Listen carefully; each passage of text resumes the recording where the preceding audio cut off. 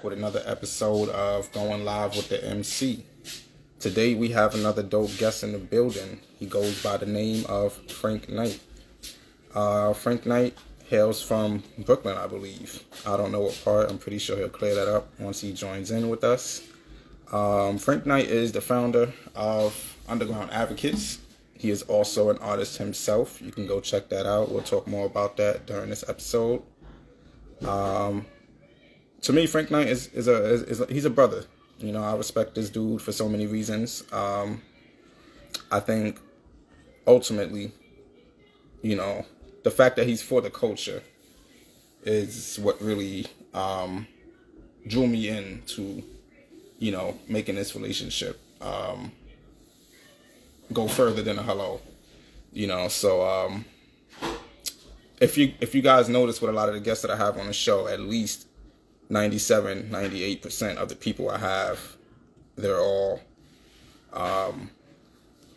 people that I have relationships with, people that I have spoken to, you know, for an extended period of time. Some of them I've just met, but you get to see the chemistry between us, and you know that it's real. You know, I'm not just talking to random. Well, some people, like I said, I've just met recently, but the energy is real. So, yeah. I don't do a request, you know. I don't do requests. I always send out the request, you know. So that's also what makes this platform real. You know, everyone is selected that I bring up here. It's never like someone told me to put them on here. You know, we don't do that. But let's get started. We got the brother Frank in the chat, and yeah, let's get it started.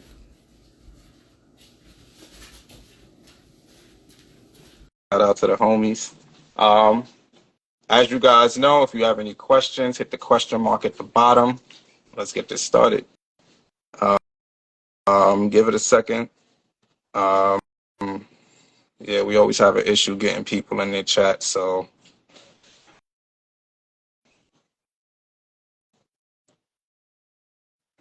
Yes, sir. I'm outside. You know the vibes.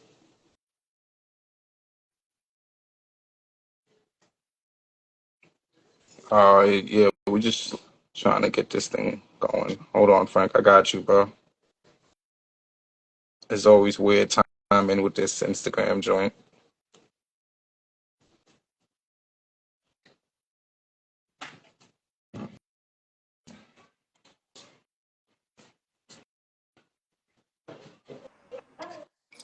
Yo, yo, yo. You can see me? No, but we're gonna rock. It's all good. Hold on, let me see if this works.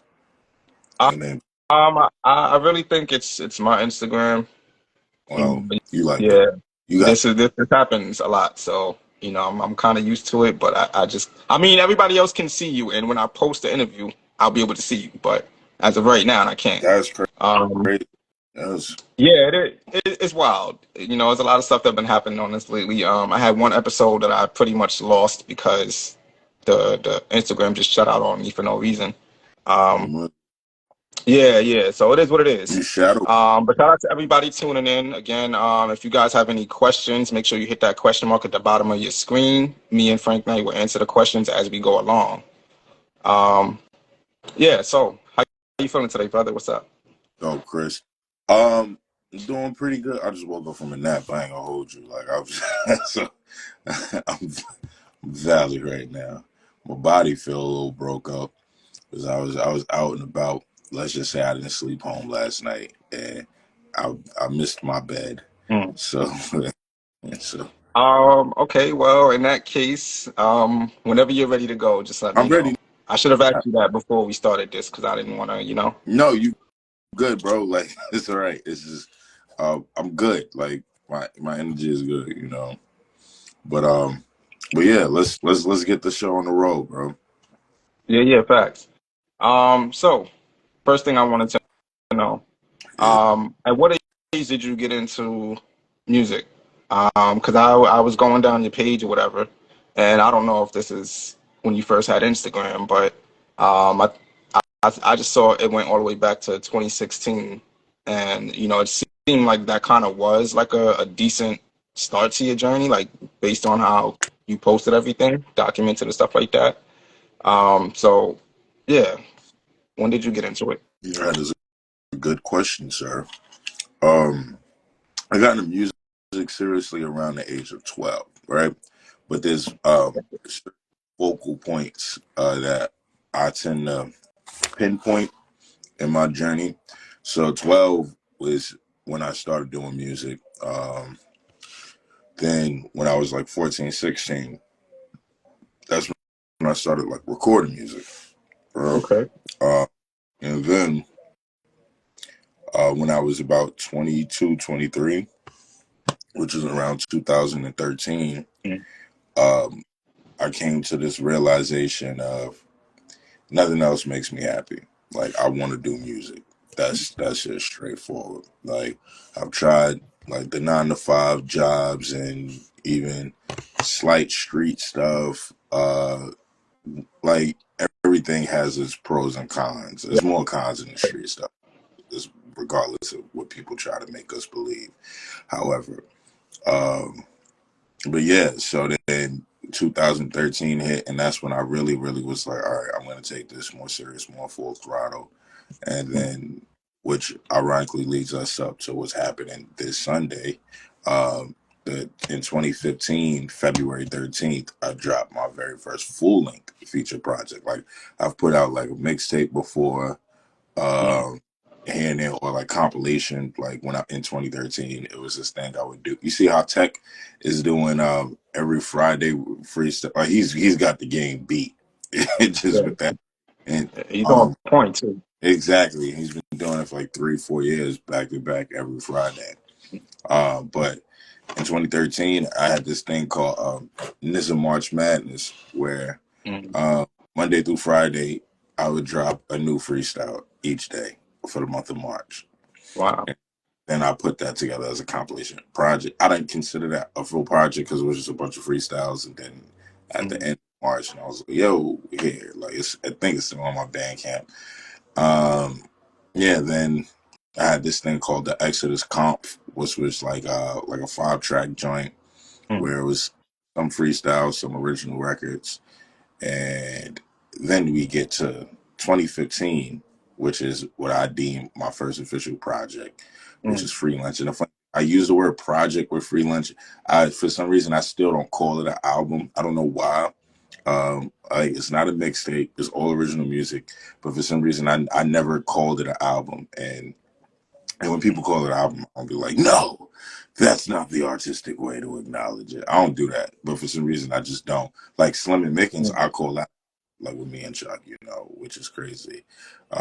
My Ghetto Psalms of the Night project produced by my guy Ridiculous, I'll call that an album. But Free Mm. Lunch is like, and probably transcend something a little bit more than just the word of an album for me. Not to make it like yo, it's better than everything, but it's just so special. Like it's a project that came together Mm. that accomplished so much. And then this Sunday we're celebrating the 10-year anniversary. So That's dope. I'll be there too. I got my ticket, so I'm excited for that. you got Um, the good ticket too. huh? You got the good ticket too. Oh yeah, yeah. Facts, It's, facts, facts. You know, it's all love. it's like It's you all keep love. inviting 10-year me. Yeah, anniversary. You feel me? It gotta mean something personally. you keep You know, inviting me to your shows, bro. and that was one of my questions that I wanted to ask. How do you keep up with like your anniversaries and stuff like that? Because it took me until the Unexpected Volume 3 to like to know the anniversary. Like, and I didn't know that I was releasing them all on the same date when I did release them. That So it was just crazy. Like I just randomly looked at, before I deleted all my music off the DSPs. I just like started looking at like where I was at with it, like how far I came along with this, and I saw the date, and I was like, yo, that's crazy. So like I was actually going to release the album. I wanted to release it in the spring, and then I moved it to my birthday, and then I was like, you know what, fuck it, I'm gonna just release it on the anniversary. So how do you keep up with that? Like, is that something that's in the back of your mind, or um keeping up with the well, I guess like figuring out like all right, what is considered like big milestone movements, right? mm, And like the last thing I remember you got a ticket to was like my A Night to Remember concert, right? Which was and the first Night to Remember concert was August 27, 2013. Um, and um, when it came to that, like I knew that was a big milestone event for me, right? It just because it's like, yo, this is my first show that I'm throwing, and I like the title, so like I'm gonna remember this, pun intended. And then when it comes down to like, pardon me, like free lunch, because I don't keep track of everything, every big date, well, everything that I've released, like because like there's certain songs like or records and stuff or things that I've done. I wish I'd have kept like an anniversary date in mind for, but I haven't. But like with things such as free lunch, I just also remember it just being such a pinnacle time. Like it just always like would come across my mind. So like it would just pop back up and be like, hey, like, oh snap, February 13, 2015, you released free lunch. Like, and then I think about how different my life was, Mm. during like and different, not too like far different, but like the trajectory on how things were actually taking a shift. People who was around that's no longer around. People I Mm. was cool with that I might not necessarily be cool with anymore. Right. I that journey and whatnot. Shout out to LaShawn Freeman, aka in 2015 he was Hollywood YSA. So I think about people who had different names back then, you Right. know. Uh, and just like those moments, yeah, it just sticks in the core. Like and free lunch in our little Dean's List circuit, I would say. And if those familiar with Dean's List, that was a college tour that was put together by my guy Scott Morris, which had some of the dopest, most amazing, talented people. Um, and that I've met, like such as I met Tech during Dean's List year 3. I Mm. met Brian Dury, Dean's List year 3. I met Zaya. I met LaShawn, who's in the chat. I met just so many dope people. But just thinking, but Free Lunch was like a big record for like just that circle and whatnot. And I just think about the unity that was happening during that time. And sadly, like a lot of people, like I said, people I'm not even cool with as much anymore. And I noticed like certain core crews that was dope and tight, and they don't even rock with each other. And it sucks because you just be like, man, you're like, yo, what could have been the what ifs like on some Marvel stuff Right. where like everybody stayed in sync. But that's also life. But I just went on a whole rant, and I know you texted me, go on a rant. We can go. Now I didn't tell you to go on the rant. I Yeah, just said don't trip about it. Like, yeah, it's cool. I appreciate that. But like, as far as like the milestone stuff is, it's just like it's just ingrained in me. Like certain things, just like it's like wow, like that I can't like remember. I just remember that time. So as far as like how I keep track of it, some things just are just so present, and I just think about them every year as like just acknowledging like time. And one of the things why I keep track of these milestone moments would be is I just I feel like a lot of times as artists, musicians, creatives, whatever you want to put as an adjective for your creative abilities. At times we get Right. so up on the where I'm not at or what I've not done or what I failed to accomplish yet that we forget like all the dope stuff that we've already accomplished. Like the funny thing around 2016 when you talk about like when you was going through my Instagram, I remember the wildest thing is when I dropped Free Lunch in 2015, I had like this crazy I had like this breakup that happened and bro, I was Mm. depressed. But like the cool thing is I dropped the project. So the project was working and it was doing what it was supposed to. I was depressed for the Been majority there of the before. year I dropped the project, I've you been there. know, you know. And then it wasn't until 2016, February, when that was the first time I went to Paris, right? Mm. And then I was in London, and I used to just like I was about to I hit the text free app up, and I was about to text something to my ex, like and just be like, "Yo," while I'm all the way overseas, and then, oh, that's what's up, LaShawn. I appreciate that. Maybe I'll perform this Sunday, uh, but um, but yeah, as I was about to text her, I sat and I was like, "Yo, you in a whole nother country, and you about to pardon my French, you about to text this That's a bitch." good thing. It's like, and it's just like, and Uh, and it's not now. I don't call anybody in a relationship, but it was just like my mindset to just like I kicked that gear and it was like, yo, you about to text her, and I was like, you in a whole nother country, and you're in another country because you could rap, you could put words together. Like, yeah, Right. your talent was so amazing. You a kid from Brooklyn, and your words put you in a whole nother country. And it was Right. in that moment, like I was like, yo, look what you accomplished last year. Like, and when I would say last year, I was like looking at 2015. I was like, you dropped your first full length project. You was on Hot 97. You was rhyming like you doing all those rooms you used to listen to with your boys. When I was bumping your G Unit freestyles, and then the other things that's happening is just like you was on Sirius XM with Tony Touch, like Right. it just like, and then just starting to remind myself and patting myself on the back. Like I'm not somebody to want to live in the past, but I also think, but it's also we should acknowledge our accomplishments. Don't dwell on them too long, as far as like like but by acknowledging those accomplishments, that's why making sure I highlight certain milestone moments matter a lot more to me. They show me what I've done and how I can take it to the next level, but also, God forbid, like if I'm put to rest, hey, I did so much that a lot of my homies ain't get the chance to.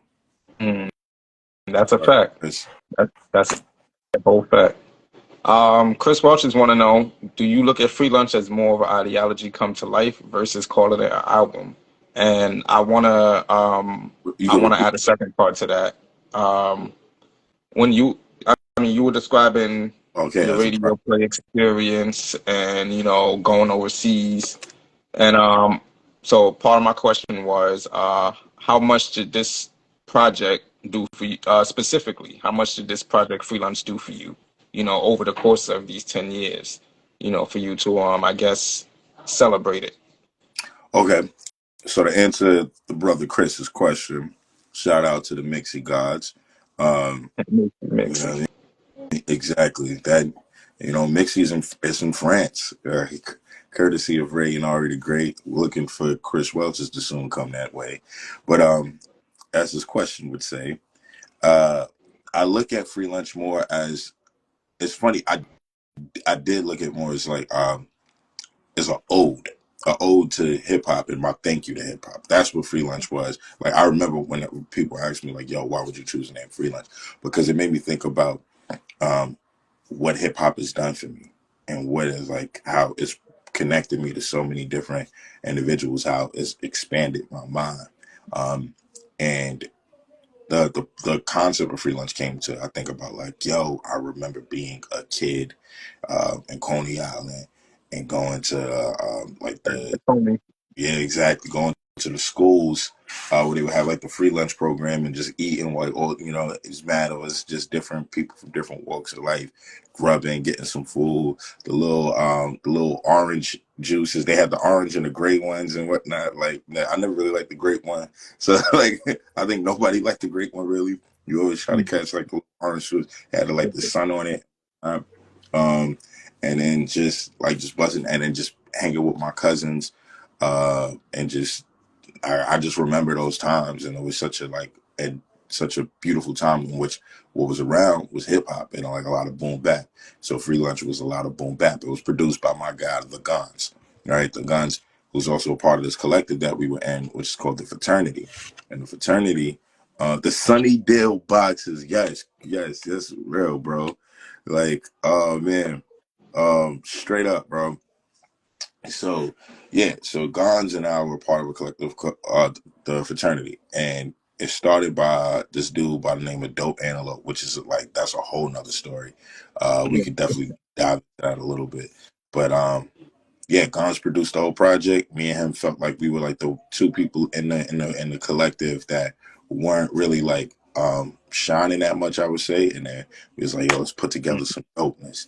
So then we put out Free Lunch, um and it was just like it had so many different elements, like straight boom bap records, and then like the soulful samples that you would hear from like a Rockefeller, like Dipset old boy era was still keeping that just that core essence of hip hop. And it was just really my thank you to the hip hop culture. Like I really just yeah, I shouted it out for that. So like it was more so my thank you to hip hop. So that's why it is like the project encapsulates my gratitude. And then Mm. what question? Grief? Oh, man. Uh, I mean, yeah. Well, in this 10 years, what specifically did Freelance do for you, your career, that makes you want to celebrate it? Like aside Okay. from it being like your first project, you know what I'm saying? Because that would be kind of, obvious a little to be like, okay, this is the first thing I've done. But like what has it done for your life in the past 10 years that makes you celebrate it? Um, and after this, I'm gonna answer Papa Molly a a question. That's crazy. Oh, you So just did it. Cool. yeah, I can see the question. Um, so yeah, right. Because why will we celebrate our 10 years? Like nobody really always like. I'm gonna celebrate my ex, like my first. Like nah, no, we don't do that. It's like trauma. No, but what makes me want to celebrate That's a good point, though. free. Oh, like he said, I should have been freelance. I mean, he was. That's. Who knows? Maybe there'll be a sequel one day. Well, you just gave me a verse for another record, LaShawn. So yeah. Anywho, so uh, what makes me want to celebrate it is because, like I said, that time frame of us capturing, like That's dope. just what I can remember what that time frame like was like. It made me really feel like I I was taking control of my destiny. You know, like Mm, and I was moving in my purpose at the same time. You know, and I just it's attached to so many great memories because like those I just remember people who were listen, like again bringing them back up like Sean talking about like yo want a break was like, and it's so hilarious like because uh a lot of the songs on the project I didn't like just how they became impactful for certain individuals.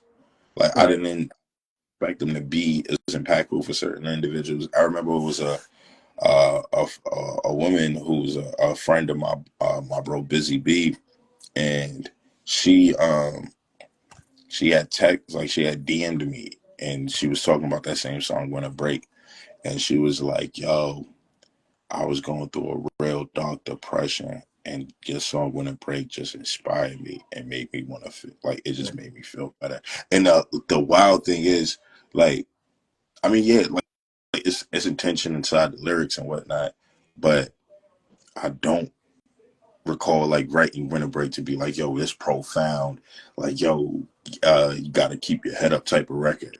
But Right. the the feeling was there for her, like and the intention, um, and what like it was really special, really dope, like just things like that. And then the song like Only 16, when I performed that, you know, people like the way they just gravitate towards that song.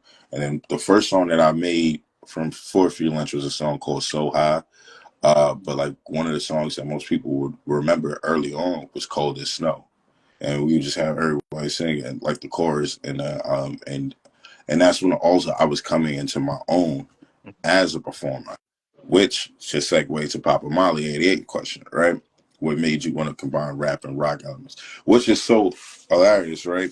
For the fact that I credit my one of my performance mentors is my homie. His name is Creature, and Creature has a punk rock band called Rebel Matic, and Rebel Matic is they like it's just they first time I was exposed to black punk. I ain't even like I know black people He created said black. yeah I like every music genre is like us right? Like at least every good Right. music genre. And uh, when I was doing hype man work for Sav Kills, Sav and Creature, it's kind of like this. So Creature, he raps. It's like he got his solo rap stuff in it, but his like big thing is his band Rebelmatic. And when me and Sav would be rehearsing at the sweatshop over in Bushwick, we would rehearse over there, Right. and Creature would be there to help give pointers. And like so he would tell like, yo, this is how y'all should move on stage because Creature is such an amazing performer. And then I remember I was going to Creature shows and and I listen to rock and most of the rock I listen to is like some classic rock like The Doors, Grateful Dead, Pink Floyd, and what you would call it, like also like I like Coldplay too, right? So like that's like obviously not just like classic rock, but like it's early 2000s style. But like so that's more sort of rock. So I wasn't that like I was never really into the like like all the extra stuff and whatnot. But I do appreciate the energy, and I remember just being in the room and watching everybody and just watching Creature like just do his thing, and I just be like, yo, like I feel like that's like kind of who I am as a person, but I want to make sure I do that in my style, my vibe, as an artist, to where it's not necessarily copying, but really drawing inspiration from that. So Mm. then I found my, and I found like, yo, this is how I'm gonna perform, and this is all happening from leading up into that free lunch era, and then free lunch is where like I was honing my skills, like yeah. So that's how I got that performance aspect. That's dope. All right. So speaking of your performance, here's a loaded question. Very loaded. I just had some loaded mash. Crazy. uh, when did you start performing? How did you get your first gig? And how did you become as good as you are at performing, as far as memorizing your lyrics? Because you mentioned you used to do hype man for Sav. You do a lot for Architect, from what I see. Mhm. And I see you on stage with a lot of other people hyping them up and stuff like that. And you know their lyrics as well too. So it's like, how do you memorize your own lyrics? Like how does being a hype man help you gain extra confidence on stage? All of that. Like, how do you just get so good at performing? Okay. So Oh, and talk about the importance of no vocals. we saw it this Sunday at the Super Bowl performance, but and people are still hating. Right. So the way my first performance, I remember when I met DJ Rona. Um, what happened is I met him around 09, 2010 or 09. Um, and he was on he was on a live stream at this spot. That's hiphop.net, I believe, or .com. And it Mm. was like Mav Hoffa. And I just heard him talking about like, oh, he in Flatbush. And I was like, oh, snap, I'm in the bush. Like I'm in Canarsie, like, but right there on the bush. And I emailed him and then he set up studio time. And he told me about this open mic series that happens in New York every Sunday called Mhm. End of the Week EO at the Yeah, I know Pyramid, about that. right? 101 Avenue A, the Pyramid Club, which is now no longer there. EO was the longest running live open mic series in New York. Mm. Um, I know they do stuff like online still, and they got the MC challenges. Like it's just a staple in the community, right? But I went to the open mic, um, and I went on stage, uh, signed up. You know what I mean? Like I went dolo. I was 19, 20. Wasn't supposed to be in the venue. I got let in. Like so, um, yeah, and That's a good it's look. a yeah, it's a hilarious thing. I didn't know nothing about performing. My first Mm. performance I performed over my vocals. So, Mm. um, and then and like, but I'm just rapping over the track, like just boom, boom, boom, boom, boom, Right. and I was so nervous on stage, bro. I Like believe I it. was really. I was so nervous, and and I'm just trying to make like eye contact with everybody. And as soon as I get off stage, it was a bunch of like aspiring MCs outside. You know what I mean? We was just hanging out, and one of these dudes, he was dope too. This tall white dude who he went to Columbia University at the time, Mm. um, and he was like, he went on stage and killed it. And he was like, yeah. I was like, yo, bro, you dope, man. And he was like, me. He's like, yo, like, you're so phenomenal, man. He was like, yo, like, you were giving like some of the best eye contact, like, and then you were telling these stories while you were rapping and stuff like that. And in my head, I was like, yo, that performance sucked, right? Like, because I was so scared, bro. And I was like, yo, what's happening? Mm. And just nervous, and just getting that love, like, it really did a lot for me. And then when I told Roman, I was like, yo, yeah. I did the and Rory was like, "Oh, what?" And he was like, "How'd you do it?" And then I was like, "Yeah, I just played the track." He was like, "No," and he was like, "This is how you're supposed to perform." So Rona put me on the game about performance tracks, right? Mm. And um, and then hearing veteran performers at the time, like when I go back to Creature, and then Creature, like he had said something that was like pretty profound to me. He was like, if I wanted to listen to the song, um, I, if I wanted to just hear the song, why would I listen to you scream over it, messing up the lyrics Right. that you can't keep the pace with? The hilarious thing, because it's loud, you're doing stuff, your breath, you're not going to keep the same pace as the actual record. Like Right. it's just not gonna happen. Like Right. uh, and yeah, when he said that, and he was like, oh, I'm a big hip hop fan. He was like, one time I seen Rakim rap over his vocals, I walked out. Like, and he was just like, that's what he said. You know, he was like because, and just that etiquette, and also giving people a show. Do not cheat the audience. Do not cheat the people who spent their money. Um, and then like for me as a like just as a fan, I go back to like, all right, remember when Rap God came out from Eminem, right? Right. And regardless whatever people's like sentiments on like how they feel about Eminem, when he gets to that part, and when he was just like, when he just start hitting that quadruple time flow, me Right. as a fan was like, I want to see if he could do that live, Right. and like that's what I want to see. Like I want to see that, like, um, and then because it's like it's a superpower. It's like it's a skill, and it separates you from why like this is why you're a professional versus Mm-hmm. these like amateurs or people who just like are karaoke singers. Like this is why Right. you are professional, and That's uh, it. and just again providing the audience with just a beautiful experience of like I'm not cheating you. Like I'm really performing these songs for you. One of the other cool things too is that also is like you being in this. There's a difference between being a recording artist and a performing artist, right? The cool thing about Mm. recording artists is you got time to like work on it, fix things up, and Right. urge like yo. Fix it up, get it as perfectly sounding as you can. Some songs, yeah, you might want to go just get straight raw with it. Like, but I would Right. say if you need to punch in, make it as clean as possible because the the recording song is like your resume. If you go into the job interview, you want to get all of the grammatical errors out and things of that sort.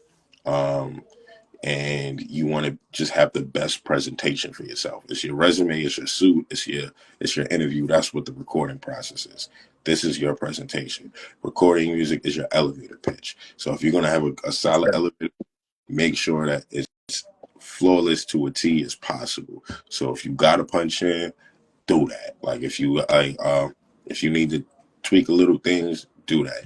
But when you're performing it, performing is the performance. Like you've gotten a job, you've gotten a gig, right? Um, Mm. People don't necessarily like they won't always get the recorded performance. What they will get though is the rawness. They will get the purity. They'll get the intention. They'll get the passion, right? And And then certain people just like, yo, I just appreciate how you carry yourself. I appreciate what you do. And what's so dope about performing is you get the opportunity to give a different experience with that same song every time. Sometimes Yeah. it might be a little apart, sometimes it might be even better, right? And if you can, I would even encourage performing the record before you even put out the recording, because you might do something live and get that reaction and be like, "Ooh, I like that inflection that I hit." Like I didn't even know, like I didn't even try that in the booth, but it was something about the energy in the room, because at the end of the day, this music, yes, it's from you and it's also for you too, but it's also for the people, you know what I mean? And you want to know what how people process it, how they appreciate it. So when it comes into that play, it's just like, yo, having that opportunity of just being able to give a different experience with the same record is just so fire. Like this is like one homie, his homie Derek. Um, he actually came up to me, like he shot the photos for the first free lunch concert. Actually, I hit him up. Now I just said his name, but Mhm. he was like, is my our homegirl Joni, she had told him about me, right? And he was like, "You ever hear?" Like he was like, "Yo, man," he was like, "Yo, you ever hear about like how certain people are dope live, but like I mean they're dope music, but then you'd be like, but you got to see them live." He was like, "You're that person." He was Mhm. like, "Joni put me in music, but man, you're just so much better live." Like, and it's just, and depending on who you are as a person, you can look at them. What you saying? My music sucked, right? Or no? Right. He gave me props on my music, but it comes into play where it's just like, yo, the fact that I can give you already an appreciated experience, to where now the next time you see me and just like, damn, it's even better, bro. It's even Right. better. Like that right there is just fire. Um, he said, "How Yeah. many times did you have to fight That's a Chip?" great question, by the way. Yo, bro, I saw you perform that at I think the first time I saw you perform that was at with a live band. And yeah, I was just blown away, son. I was like, yo, what the like your energy to that was just like different. I think I remember walking up to you after your performance and speaking to you about that. Like, but I'm trying to remember where it was. I know it was at the We Are Here Studios, but I'm trying to remember what event that it was was. I think it was a Fate Shapers. no, it was December Decadence. December Decadence. Okay. Here's an, and I remember the date off the top of my head. December 16th, 2022. Your So memory is ridiculous, like, man. like so, um, and LaShawn performed that. And to answer your question, I don't even know about how many times I punched in. However, what I'm about to do right now is I'm going to see if I have the session, and I'm going to try to pull that up. and, and I could probably give you a great answer. Like, actual. Oh, I do have the session. So this will like. So why lie to you when I So can do pull you up this? you engineer all your own shit, or like how does that work for you? How do you keep a track of all your music?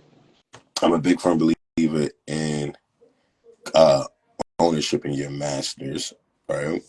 Um, so I do have my chaotic eyeball baby blue bottle mic. This has been the mic I've recorded with since 13. Mm, Um, however, uh, I recently fell in love with going back to the studio. mm. Um, is the crazy thing is I was like, oh man, when I get my home studio set up, I'm gonna be recording all the time. That did not happen. I got lazy. That's what I I feel got. that. I feel that. I you got my know, producer equipment and didn't really use it much, so I totally relate to that. it's a fact, and it's just like what you call it. So when it came into to play for that joint, um,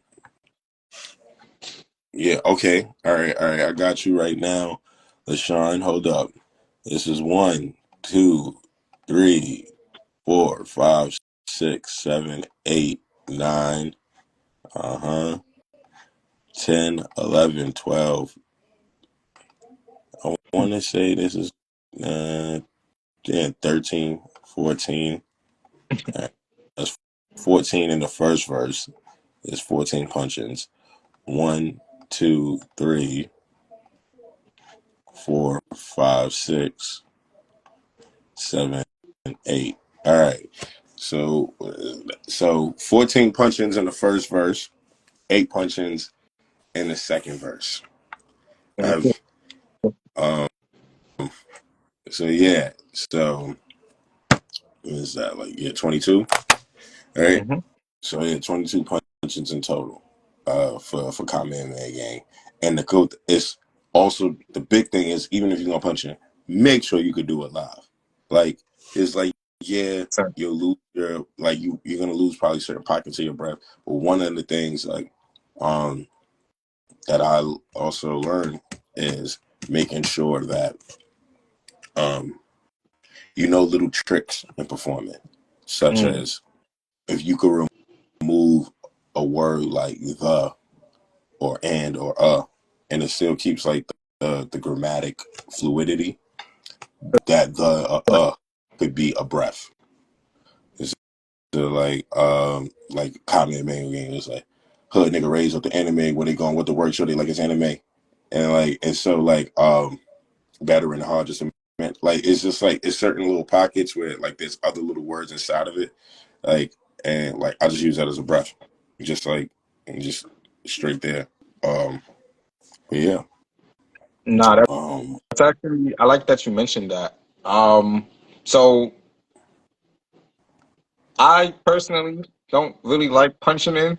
Like I'll do it if it's absolutely necessary, but for me, it never really is. So I mean, because I don't really write songs where I'm rapping super duper fast, and yeah, if I do, I kind of like to want to make sure I can do it live by doing it in the studio first. So yeah, I don't really punch in much. I respect and Yeah, I'll keep doing it over and over. I don't care. I'll but keep doing it over and over until I get it. see, and that's the funny thing that reminds me of Creature. So Creature doesn't like punching in, like even though like you know, because like, and that comes from his band thing. He was like, if I have like mad breaths in it, y'all gonna get it because I want you to feel a live experience through the audio, right? Mm, So that was just the thing. The reason like Kami and Megan because it's like such a double or like just the cadence. I know I just wanted to sound as clean as possible, but like my basic double time, I mean my basic normal flows like. Um, I still might even punch in there. I'm not gonna hold you. Like again, it's just to make sure sonically it's as pleasing as possible, right? Uh, mm, but I do get that for certain MCs, and that's the beauty about like us as artists and like how we want the thing to come across. Whereas like some of us are like, I want it to be clean. Others I want it to be clean, but I want it to be like it's like yo, there's no breaks on it. I did this. I can do it, and I know how to do it. You know, I know mm, I always go through the verse. If I can't rap it full through from what I've written down, then it's time to tweak the lyrics. Because if I can rap it full through, um, then I know I can do it live.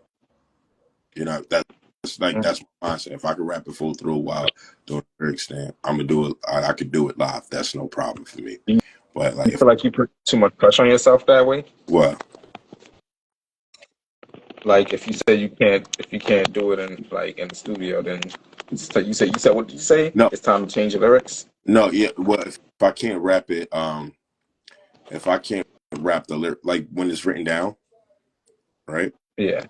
So when the rhymes is written, if I can't rap the verse full through, like from like the written, whatever's written down, then I know I can do it live. Like, but if it's written and I can rap the full verse, then I know I could do it. Like that's what I know for myself. So once I know I can do it straight through with the rapping, then what you gonna call it? Then yeah, then I'm just like, all right, cool. Then I'll just punch in, like just get it clean. Like so again, that presentation for me, it's just like this is the suit that I give you. You know, yeah. Nah, that's dope. My fault. This shit a little crooked. My tripod a little weird right now. Sorry about that. You good? Um, so I wanted to talk about. Oh, first off, my bad. Chris had a question right here. What group? Because you mentioned the dean's list. And I've heard you talk about that a few times. So I can imagine that it was a time in your life. So he said, what group were you most likely like? I mean, were you most like, damn, they're not a group no more at those times? I don't know what the dean's list is. I didn't really tap into that. I don't think I was like fully aware of what that movement was like. It was such a beautiful movement. So I'll break down what Dean's List was. So Scott, uh, and I'll probably like unveil a little information as to like why you get the more booking Scott that you get right now, right? Do what you got to do. I need to hear All it right. too. Shit. I mean, I This, got my own story, but yeah. yeah, like so. This is Scott in 2011/12. Scott created the Dean's List, where he was at school at John Jay, and he was doing shows in all of the colleges with artists, and he would have artists Mm, like at Ripley Grad Studio on 34th Street. Like all of these artists were auditioning. nice. Yeah, and I remember the first year of auditions, I I was there, but it was so many people auditioning Mm, that it was taking too long because I had a I had a show with Ronan and Sav at this venue called Public Assembly, which later turned to Black Bear Bar, which is now shut down. But it was a show with Capadonna from Wu Tang, mm, and it was just like the other like artists on there, and I was like, I gotta go, bro. Like it was, I was like, I hit them. I was like, yo, this is beautiful. Like y'all got all these artists here. Like this is fire, right? Um, so then year one happened, and then year two, which was the 2013 to I want to say was it 20? No, it was the 2012 to 2013. I think it was like that, mm, something like that. Um, but no, it might have been 2014. Anywho, yeah. All right. So that was happening year two. Then I auditioned, and shout out to my guy Hook Murdoch. He was the one that was actually my judge, and it was like right. other cats, and yeah, they selected me to be a part of the Dean's List tour, and the whole thing was Scott had these relationships with all of these schools, and Mm, he was putting together like those giving artists opportunities to to travel through the CUNY schools and even in different states. Like nah, that's it. my first tour was with Scott. Um, and the reason I said like you get this, like people had so many people have misconceptions of Scott. They because like most people think about colleges, like they know they got budgets, right? Right, Like right, Scott didn't get access to none of them budgets. Like the Scott, like the schools was like they was like just low key finessing him to get entertainment put together without paying nothing. right. And then like what Scott was on the thing was like a big picture, like content, getting all it like before we was in the super content era that we was in, but like just building up tracks. And he did. He got certain offers and whatnot. But what happens is, with Scott is like, yeah, certain people just like many people thought like, yo, Scott was pocketing bread. I tell you straight up, my man's was broke, still trying to put on for so many different artists, and then he was constantly getting shitted on, and Mm, um, and from there, like he it's not necessarily like it made him a villain, but it made him like readjust how he maneuvers. So mm, regardless like how the people to pay to play stuff like that, and he realized like to put these shows on, bro, you need money. Like you need some kind of form of paper, some bread, to some extent, right? But yeah, so like he got into it in that regard of just like putting on more shows. And the funny thing is, he said I'll put him on the pay to play game, which I feel bad now because I was like, he said because the first UGA show that we did. October 13th, 2020. No, October 20th, 2013. Addicted to the Underground at Lit Lounge at LES. Uh, we had like a registration fee, like, and it was like $15 and like it was like $15 and like $30, and then it was mad artists, and then Scott was like, "Wait, all these people paid to," and then That's from there crazy. he was like, "Yeah, light bulb." But that was also me learning from other promoters, like, because I was trying to figure out like how to do these shows, like, and then the Right. registration came to mind, but then after a while, I was like, it's just not right, bro. Like after that first show, I was like, no, this is not right. So then I stopped immediately. Um, and then, but yeah, but like the Dean's List tour was a bunch of like just dope, amazing MCs, singers, songwriters, and I believe it went up to year 4, Mm. or I don't know if it went to year 5, but like, I was a part of year 2, and then I re-auditioned and I did year 3. And then year 3 is when I met Tech, I met Duryea, and he also had another one called No Boys Allowed tour, which was all women artists. Where you had like C Flame back in the day when she was Gnosis. You had I Am Chelsea I Am, just a bunch of like dope like the homie Coco Sarai, um, and a bunch of just really amazing artists. And like Scott created the Dean's in the Circle. Like I may have like preserved certain people like preserve certain things from it, but like it was such a pure time of artistry. and and I tell, like, and the funny thing, Scott said he learned the game from me, like, doing the like the charge and slap it. But he inspired me to throw my first show because I realized it was like, yo, this dude is my age and he's putting together. I was like, I could do it. Like, so like he's Right. the cat. I decided to throw my own shit. And then when we went to Kentucky, Louisville, Kentucky, in Ohio, Athens, Ohio, to do our shows, he set up the tour. He got everything, and bro, my man's was in a hole, right? But Mm. what was so cool is like I look back at that tour and I realized like, yo, we was really wilding. And then like the Kentucky tour, which is so funny, is because we was staying in this mansion. This it was this white dude Scott met. Um, he met this cat over when they was doing the Biggie cipher. Right, they used to do every March 9th. They would do the Biggie cipher, like Mojo, Scott, and things of that sort. And like, and funny enough, one of the Biggie ciphers was like Joey Badass came Mm. through like before he was popping, just to like when he was doing his rounds. As a but this white dude who met Scott, he was like, "Oh, I love what you're doing, Kentucky. I got a place where you stay." So we had our tour, like, and it was like 30 plus of us staying in this mansion, and we all had like a place to sleep in Kentucky. And then come to find out, the white boy who eventually staying at, his parents was on vacation. They never knew he had 30 niggas in the crib.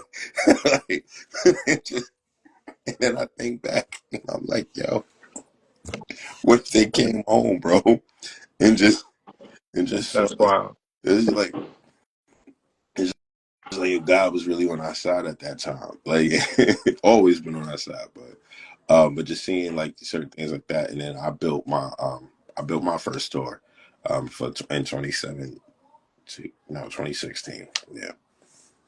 Nah, that's dope. I mean, shout out to Scott. Actually, Oh he was wait, supposed to be a guest this I month, didn't but answer your question. What groups are my bad? which What group? groups? Which group is not a group anymore that you were surprised about? Um, well, like I would say like the homies who were like in the Lot of Money House collective, which was the homie Eric Martin, who's back in the day. His name was Karma P. He performed at the first free lunch event. He'll be performing this Sunday.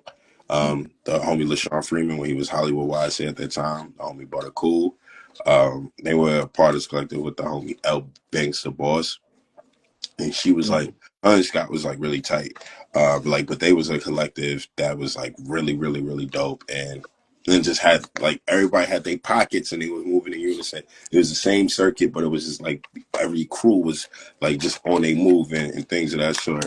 I'll even say the original iteration of More Value that Sky Hmm. had, which was myself, Quote, B Morgan, and Zaya. Um, that was, but like we're all, well, for the most part, we're all still cool.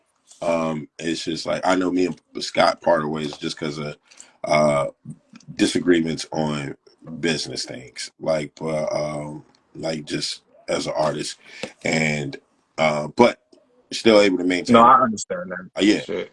maintain our friendship and maintain and we've collaborated on organizing. Me as an organizer, we've collaborated with and just like me, like just as an artist, you also have to know what deals work for you, right? We had the conversation. It was a tough conversation because like I was hoping that I was like, yo, you still my boy. Like I just don't like what's being laid out here. I just don't agree with. And then I was happy for the fact that we was able to just part ways on that regard, but we still my brother, you know. Who else? Who's another collective that I could think of? Um, I can't think of any other collectives at this moment in time. I'm pretty sure somebody's gonna probably come to mind. Oh, 2G, um, like the homie Hooks Murdoch, and then like uh, I just I know him and like his bro Rich Ryan were like really close, but I don't really see them as close as much before. Mm. But just seeing people who was just like ride or dies with each other, man, and Right.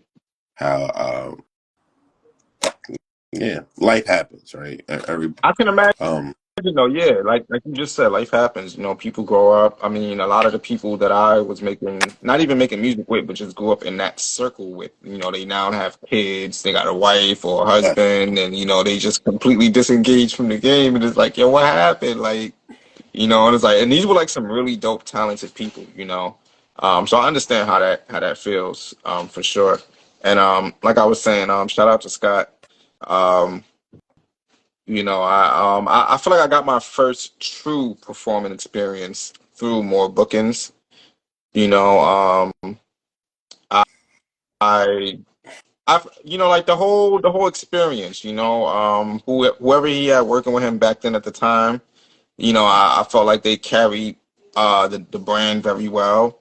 okay. Those were like it was like what my very first performance experiences. Were you So it's like coming to a show and you have a stage manager, you got someone bringing you to the back room and telling you, yo, you got literally 10 minutes on stage. If you go over that, I'm boom boom boom. You know what I'm saying? Going through the whole rundown. You got people like, yo, I'm so and so. They actually networking. They come up to you. They want to so. That was like my first real taste of that, and I believe that was back in 2018. mm, Yeah, and it's crazy though because me and Scott, we have a dope relationship too. But same thing you just said, is a lot of terms and negotiations I mm, just wasn't cool with. mm. So And which is yeah, cool. and We also, I yeah, just feel like say no, what? I said which is cool. I'm sorry for cutting you off. I said and it's cool. We should be able to have these conversations with people and just Right, and still be able to like navigate our working relationship or 100%. friendships. Yeah. 100%. And actually, last year Day Summer was like my last time doing Day Summer. Period. I told him the only way I do Day Summer again is if he put me on the panel. But other than that, but he probably won't do it because he knows who I am. He knows I'm gonna say not to disrespect him at all, but he knows I'm gonna speak more so on like being independent. Like I'm not gonna push that whole industry narrative that he's pushing. You know, and that was a lot of the thing too. I feel like, Scott wanted to push me the industry route and I just wasn't with it. It just didn't sit right with me. And to see what he's doing now with me and Snow is just kind of like, yeah, I dodged a few bullets, yeah, I look at some of the artists that, I guess that he was pushing back then. He still pushed them now, but it's just like, yeah, I don't really see them, you know, they come around and they have like these entitled egos and shit, but it's like, yeah, I don't see you making that much noise. So, no disrespect to Scott, but whatever's going on with them, they haven't made it to that level. So, I don't really, want. anyone to, how can I say, take control over what I'm doing, and then I go nowhere. You feel me? Like I'd rather go nowhere on my own. That way I can say it's my fault, but I don't want to be pointing fingers at nobody else. Yes, So yes, yeah, for sure, yeah. I definitely just, I was like, you know what, if anything, if anything, I would probably find a manager. But for the most part, I just would learn as much as I can by myself and try to get as far as I can, like I mean, like I said, I've done a lot. I've got to travel out of state because of Scott. You know what I'm saying? There's a lot that I'm very thankful for. But yeah, it was just those small little things there, here and there, where it was just like, all right, nah, I'm good. We got to fall back from that. and Um, that's a cool thing. Knowing when you've also outgrown the situation, right? 100%. Because for 2018 Reef, uh, those opportunities made more sense for you. For like now for 2025 Reef, those opportunities, if they're still in the same realm and atmosphere, you've outgrown them. Like you've learned so much, you've gained so much, you've actually applied the work in to establish like yourself. Where and I that's one of the things that I would also encourage. Like so, I can operate from my artist brain for the most part, which is where most of my intentions come from. But I still understand the business aspect in the music business, especially in curating events. Right. And I I would encourage artists, and I would be like, "Yo, yeah, if you can find an event where you don't have to pay to perform, do that, right?" But however, if there's an event that you have to pay to perform, ask yourself, what are you getting out of it? Like, what comes with it? And then now break down. 100%. Really. Like if it's like, yo, you get media, like, all right, ask yourself, how much would it cost for me to get somebody who's a quality videographer to film? You know, like start weighing those costs out, and then you can be a little bit more understanding as to what it happens. And if it comes down, and if a lot of these things bother you that much, still throw your own event. That's what I did. I got tired of dealing with promoters, like who just I feel like they were trying to rape, rob, pillage the artist community. Because I was like, and then one like so like that's the thing. So no, and it's really fire and dope to be able to say for yourself, yeah, I've outgrown this. Like I can connect and work with you in this capacity as a panelist, extended knowledge. But as far as like your style and method of performance at this time frame, I'm not really like it just doesn't suit my brand at this moment in time. It might suit the next artist who's like trying to come up and get their foot in the door and learn and navigate the industry and things of that sort. So like yeah, I kudos you to that, bro. And I appreciate that. And yeah, I'm moving. I'm gearing more towards throwing my own events. I've done two of my own events so far, um, and they were very successful. I've been excited for that. Well, more they were more so concerts for me, but I did have openers. Um, Still an event. you helped me put together the first one, the album release concert. It wasn't a listening party. A lot of people kept calling it a listening party. It was a release concert. I already released the album, but it was just a concert to celebrate Yeah. that. But yeah, Uh, you helped me put together that first one, so I appreciate that a lot. And then I did it again in the UK, and it was like really, really, I learned a lot, from curating events. So that I wanted to segue into that, into the next part.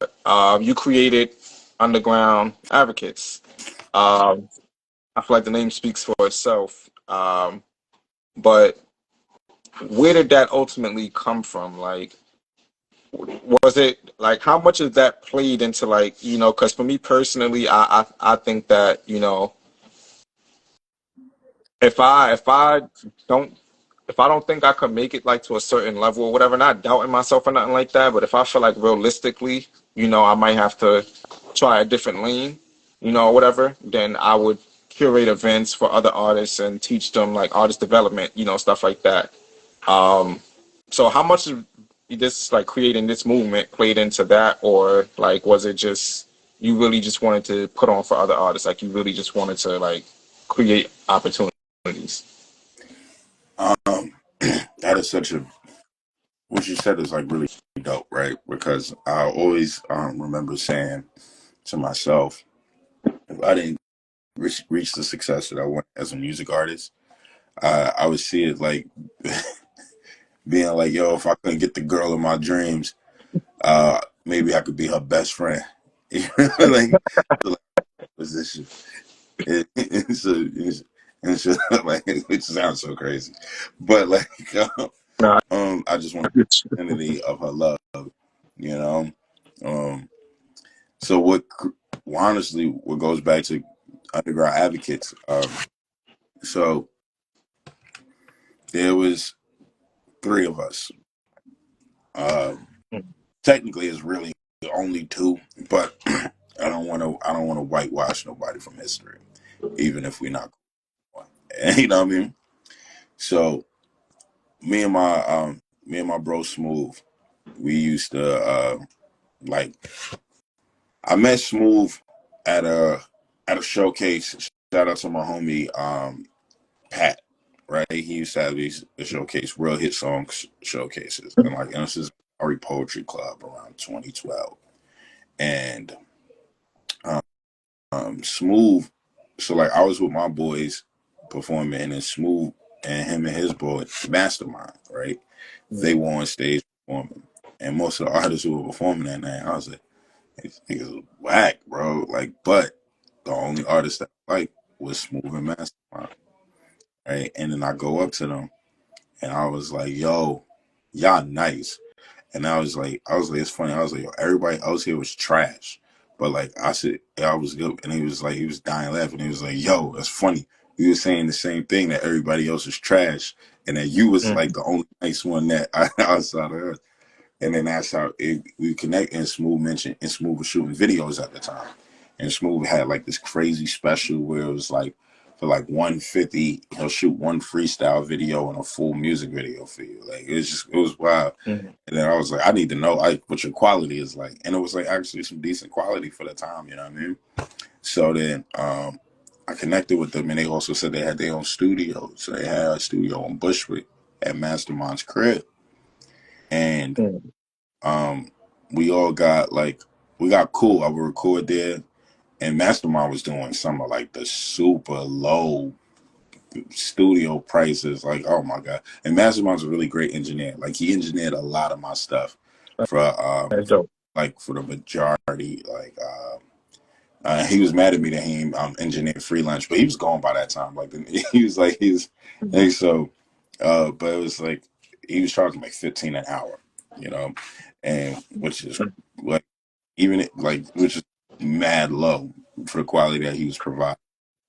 So, so then uh, Mastermind and Smooth were a part of a collective called Sniper Core, and me and Smooth like we kind of like we meshed really well. Like we really like we was just like we had like a cool synchronicity, and then like me and Home were like we would just hustle together.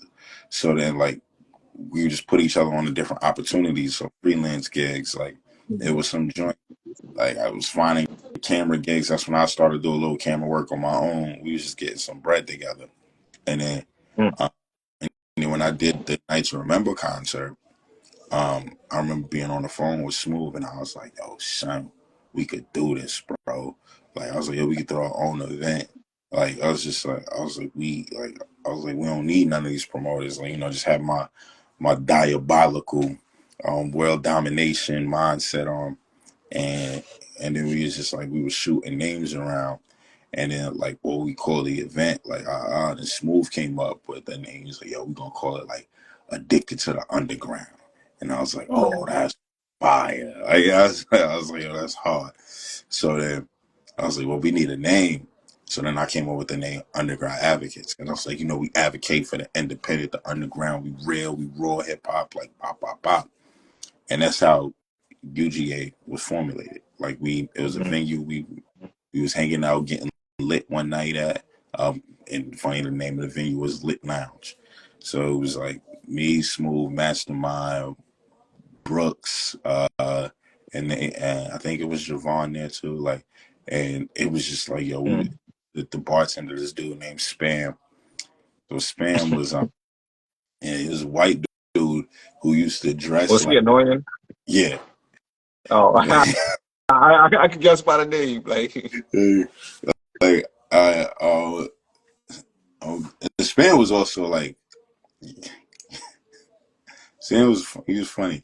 It was like, was Spam taught me like he taught me shady business, you know, like uh not that like he put me on game. He did shady business, and I learned. right. So, um, but like yeah, so Spam like he saw us and he was like, "Yo, man, you guys are like really great. Like yo, like and he would dress like he would wear these suspenders. He would dress like he was in like 1940 or something. The Poindexters. Yeah, and he would just dress like all like outlandish, like he was in some Willy Wonka shit. Like so, like in Span was just out and Lit Lounge is crazy. Like the spot, it Perfect. was no longer around. But like downstairs, like the dude, like the manager's office was a casket. So you would open the casket and you would enter the office.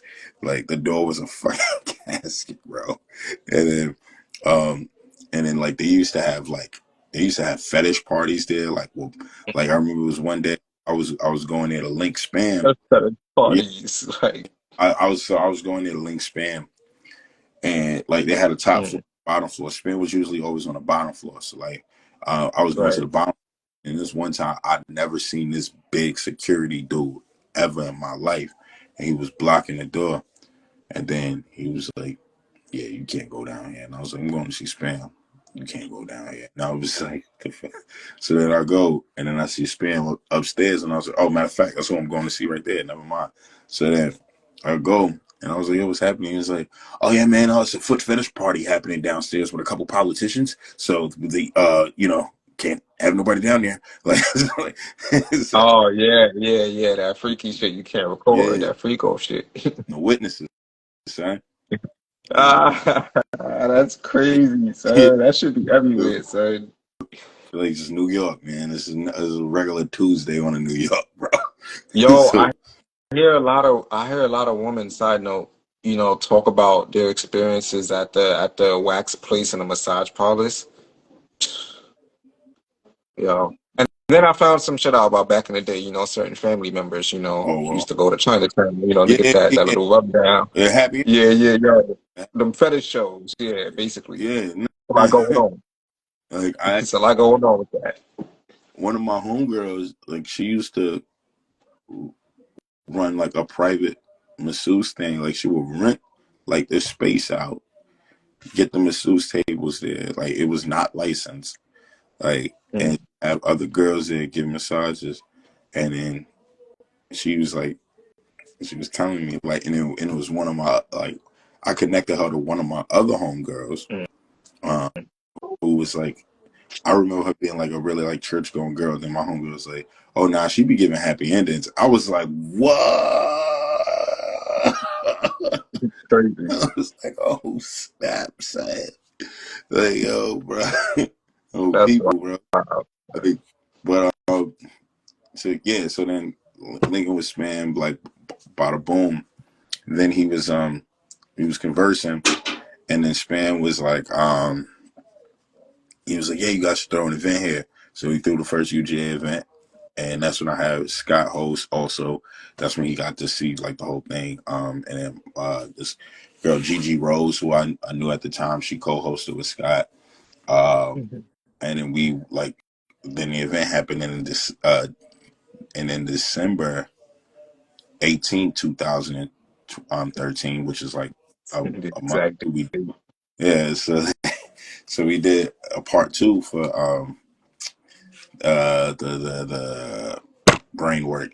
We did part two for the Addicted to the Underground, and we paid a headliner, which is Diabolic from Viper Records, which was like a Mortal Mhm. Techniques label and things of that sort. That's dope. And yeah, like and we paid a couple people that time, and that was we was just financially all over the place, like just just trying to do stuff, expecting mad bread to be made, So and that's when I how legend.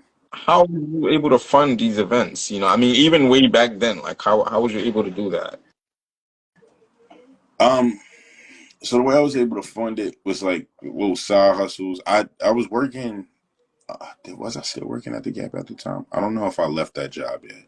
But like I had a little bread with me, and then like we were all putting in bread together. So like, well, because when me and Smooth came up with the title, Underground Advocates and Addicted to the Underground, told Mastermind was like, yo, this is what it is, and he was like, all right, cool, I'm rolling with it. Like that's so we was all putting up bread collectively. Mastermind had his studio thing. Smooth had his music video stuff. I had my whatever hustles that I had going on, and yeah. So then we was collectively putting up bread, and the funny thing, we was still like the December 18th one when we tried to like book a headliner, book all this extra stuff. We were actually like a little bit short. And shout out to my bro Cody. I didn't even know he did this. Like Cody is he's team. You know what I mean? And like he was just so happy to help out. One of the artists like pressed him and was like about some like Brad, and Cody just paid them out of his. And I was like, Cody, you was not supposed to like you the bro. You wasn't supposed to pay nothing, you know. And it that would taste in my mouth with like that said artist and whatnot. Um, but but crazy enough, Cody doing that helped us even break even because we probably wouldn't even have had the break. He didn't even know that and things of that nature. But so like um, but but yeah, so like that's another reason why I also learned why like yes, I would love to pay artists a guarantee. I wish I would like even like when I would get my guarantees, I made sure like I brought people out or something like because I know what it means to be a promoter and promoters actually talk to one another, Right, especially during that time. right, If like was this artist a good investment? Like should I pay them? Are they worth it? And things of that. Like a lot of artists wanting to get paid, and there's nothing wrong with wanting to be paid for your craft and your talent and your time, but I hearken it to being um, a fan of like being a wrestling fan, right? mm, If you look at artists like just as like uh, professional wrestlers, which a lot of people got gimmicks. One of the things that they would, I remember, I think like Brock Lesnar, like he was the first person I heard say this. He's like the name of the game. Who could put asses in seats? You mm, only get in, you only move up the card is like when people are paying to see you. Like, and then that's when you can start asking for your guarantees, asking for like bigger money, bigger bucks. It's like nobody trying to pay you, like until you can show that you prove. That's so. That's why we've worked out our commission system, and probably it's probably still not like the most perfect. It's still better than a lot of people's commission system, you right, know. But to try to where it doesn't break the bank on us, but it also gives artists an incentive. Like, but I just never wanted artists to have to worry about like, yo, if you don't sell this amount of tickets, you can't perform. Like, right. I would Oh, hear so this, that's been your thing from the beginning. huh? That's been your thing from the beginning. Yeah, like Mm. I Yeah, salute to that. Salute to that for real. yeah, I never wanted to stress artists to like have to bring out people Mm. because um some people, bro, like you're just gonna have an off night, or you know they might be new to the thing. They don't have supporters, but they dope, and they need opportunities, bro. And then and then they like are artists. I've seen it like where they'll be putting together their set, but they're worried like they won't be able to do their set because they also gotta like follow up with people and hopefully they get these tickets. So all of this Mm. pressure. If the only pressure I could have you have is wanting to put on a great show, I'd rather just leave it like that. That's what I tell people. It's like if you ain't got no friends, it's not gonna be like, and it's not gonna really like affect you too crazy, you know. But Right, it's it's like yeah, like you might. I ain't gonna hold you. Like it will probably like determine where you might go in the lineup, but we still believe in the fluidity of a show. So like that matters. But like yeah, like if you ain't got nobody, you might be in the early portion of the show. You might be towards the end. Like, Yep. but like it just because we also do want to accommodate those who brought out people to have them going at a decent time, and have the and things of that sort. Like, and that's just really the science. And I encourage anybody who throws together an event, if you know somebody who sold the most tickets, like look at your itinerary and schedule for the show and determine Mm, through the lineup from like they should be going on from the middle towards the end. You mm. put them all the way at the end if you got a long ass show, because that's also like mad disrespectful. And like and just to have the people there waiting long, and then certain like, and I've had it as an artist where I brought out mad people and my people would leave because it was Yep. taking too, I've been there. you know, Yep. and it's like It was gonna start doing shows for you to where people was able to actually see me perform at a good time. Like, yeah. I started performing with Afton shows. Oh, I've never done one of these shows, but I've been to an Afghan show. Oh, this was like back in 20. My first, sorry. Yeah, no, this was in 2014. Yeah, 2014 was my yeah, very first performance with Afton. It was a competition. I didn't know that at yeah. first. I just, the banner popped up on Facebook. I clicked it. They talked about putting together events, and I was like, all right, let's do it. It was in Flushing. I had to travel mad far for the show. Like it was crazy. Like, but like what I got out of that was a partnership. Like I ended up meeting this group or whatever, and they liked what I did, even though I completely bombed it, and I never performed with my vocals the very first time. Like, so I was nervous as hell. Like I bombed it because I couldn't remember my lyrics.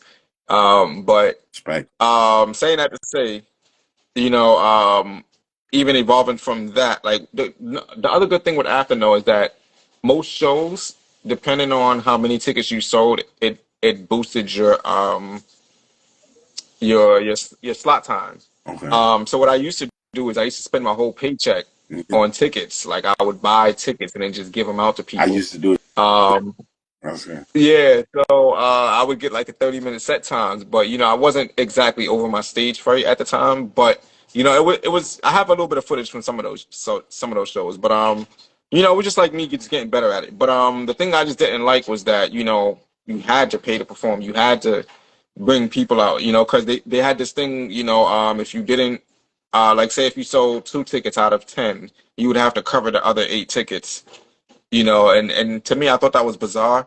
Um, I performed with Art Fest before, not your Art Fest, but there was one that I did. I don't know if you know the artist by the name of Yeah. U.G.A. Um, yeah, dude ripped me off big time, bro. Like I think I did like 3 or 4 shows with him, and Damn. um, yeah, like whether he put me on at the very beginning or he put me on dead last or he completely shorted my performance. Like I think the first time that I brought at least like 5 people out and I gave him I fronted the rest of the money. I couldn't get anybody else to pop up, but I still fronted him the rest of the money. And to me, I felt accomplished because it was like, yeah, I was finally gonna get to a spot on the list where, people get to see me perform, boom, boom, boom. For like I want to say like the very well, maybe like the first 4 or 5 years of my performing career, I've only performed in front of like 5 people, 2 people. You know what I'm saying? So when I started reaching the crowds, I was already a little bit more confident, but it did kind of make me more nervous. It was just like, damn, son, like now people are here. Like how the hell do I get with that? But yeah, I just hated the whole performing, paying to perform, and like they just completely disrespecting, like just not showing you no respect at all. Like you said, promoters be talking, so it came to a point where I had to get like slightly disrespectful. Like when I go to certain venues, like I'm telling people my name on stage. Like if they mess it up, I let them know right on the spot. I ain't I'll pull up gonna on the promoter like, "Yo, I was here since this time. I need to, what's up?" Like, shit like that. Like just not even caring at this point anymore. Because some people be scared to have that conversation. They're scared to walk up to someone and question them. Like, nah, bro. If I feel like I deserve to be at a certain level, if I command a certain amount of respect, I'm gonna get it. right. You know what I'm saying? Because I don't come off, disrespectfully to anybody, So yeah, I'm gonna command a certain level of respect, especially when it comes to my career and I'm trying to shine in the right moment. For sure, you gotta respect the homie. Like, Yeah. um, but yeah. So I wanted to ask you, you mentioned about lineups working and all of that. How do you know when you have the right lineup? Like I can't use the word perfect, you know, if I can, I could, you know, but how do you know you have the perfect lineup and like how do you determine the length of a show, you know, because that same aspect, you know, people pop out and they some people, you know, they night birds, they can stay out all night, other people really got work or they just like being home or whatever the case is, you know, so what goes into creating an event? Like how do you make it successful? Hmm, that's a good question. Um, I guess for me personally, when it comes to facilitating and curating a lineup, is also knowing what type of artists we have. Like, do we have a live band? Do we like is there instruments in play? Is there dancers? Is there singers? Is there rappers? And then from there discussing how do we want the energy and flow of the show. You know, Mm, usually bands, and usually if you have a band, you usually put towards the end, but just because it requires so much sonically, and then breaking down your stuff is like it's just that also comes into play with the show, right? Where it's like if it's not everybody has a band, or if it's just like one or two people with a band, you're more than likely going to be put towards the latter half. You might be towards like the middle ending, or just the end, because all of those times, like that 10-15 minute or that 5 to 15 minute breaking, that's time where like other people could have went on and performed, and we could have just done other things, so that comes into play. um again, and it goes into like how many singers, how many rappers, um and like how many instrumentalists do we have. So if we have singers and rappers, I usually like to start off more so with the singers to have it build up into that energy. Or if it's more singers and rappers, I'll probably start off with a rap, like the rappers section, and usually most of the time when we have singers, it's usually somebody like that could blow, like that they have like, and um and with all due respect too, is like to hip hop and whatnot. So like, but sometimes when you get that right kind of singer, that's just make you go shit. Like so I want those moments. Like, and I want it to build up to where it's just like the show gets better and better and better and better.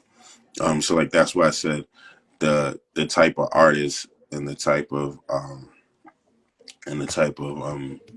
musicianship that's happening will be the first determining factor for the lineup. And then so I start looking into the drawing aspect, like who drew what, and things of that nature and that sort. mm, Where then I go, all right, this person drew a lot. So but if they feel like me, I might have them be like a little oddball and put them a little later, a middle lineup, even if they fit it more in the beginning. Again, just to the accommodate every other artist, also so they can have a crowd, you know, mm, to an extent, and also like just have the room as full as possible for that other artist who's brought all these people, because some people might arrive a little later, and it's cool to perform in front of your people, but the goal is to perform in front of new people, create newer fans. Like, unless you're already getting paid for the show, then yeah, you want your reoccurring fans, but you always want conversion. Conversion is key. right. Like, you always be able to like at least leave with one person saying like, you got a fan. Like that's a cool, successful show. Or like, I look forward to checking out more of your music, things of that nature.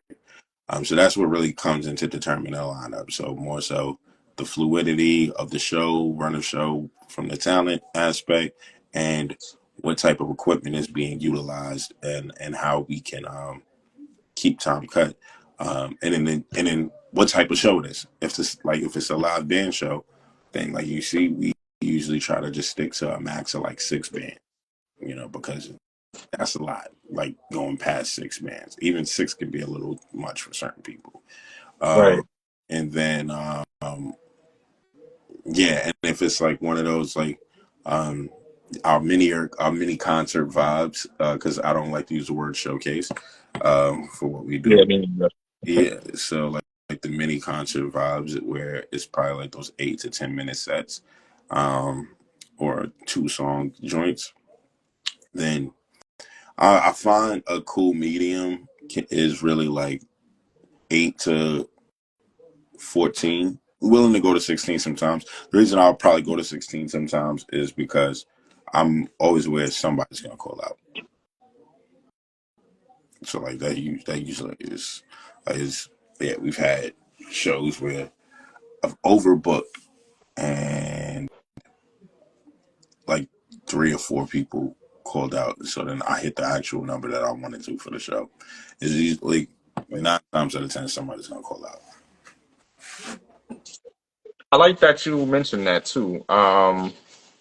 Because that was also my issue with a lot of the showcases I was going to. It was always more than 20 artists on the bill. And that used to piss me off because I'm like, mind you, like I said, either they would put me very early in the show or they put me dead last.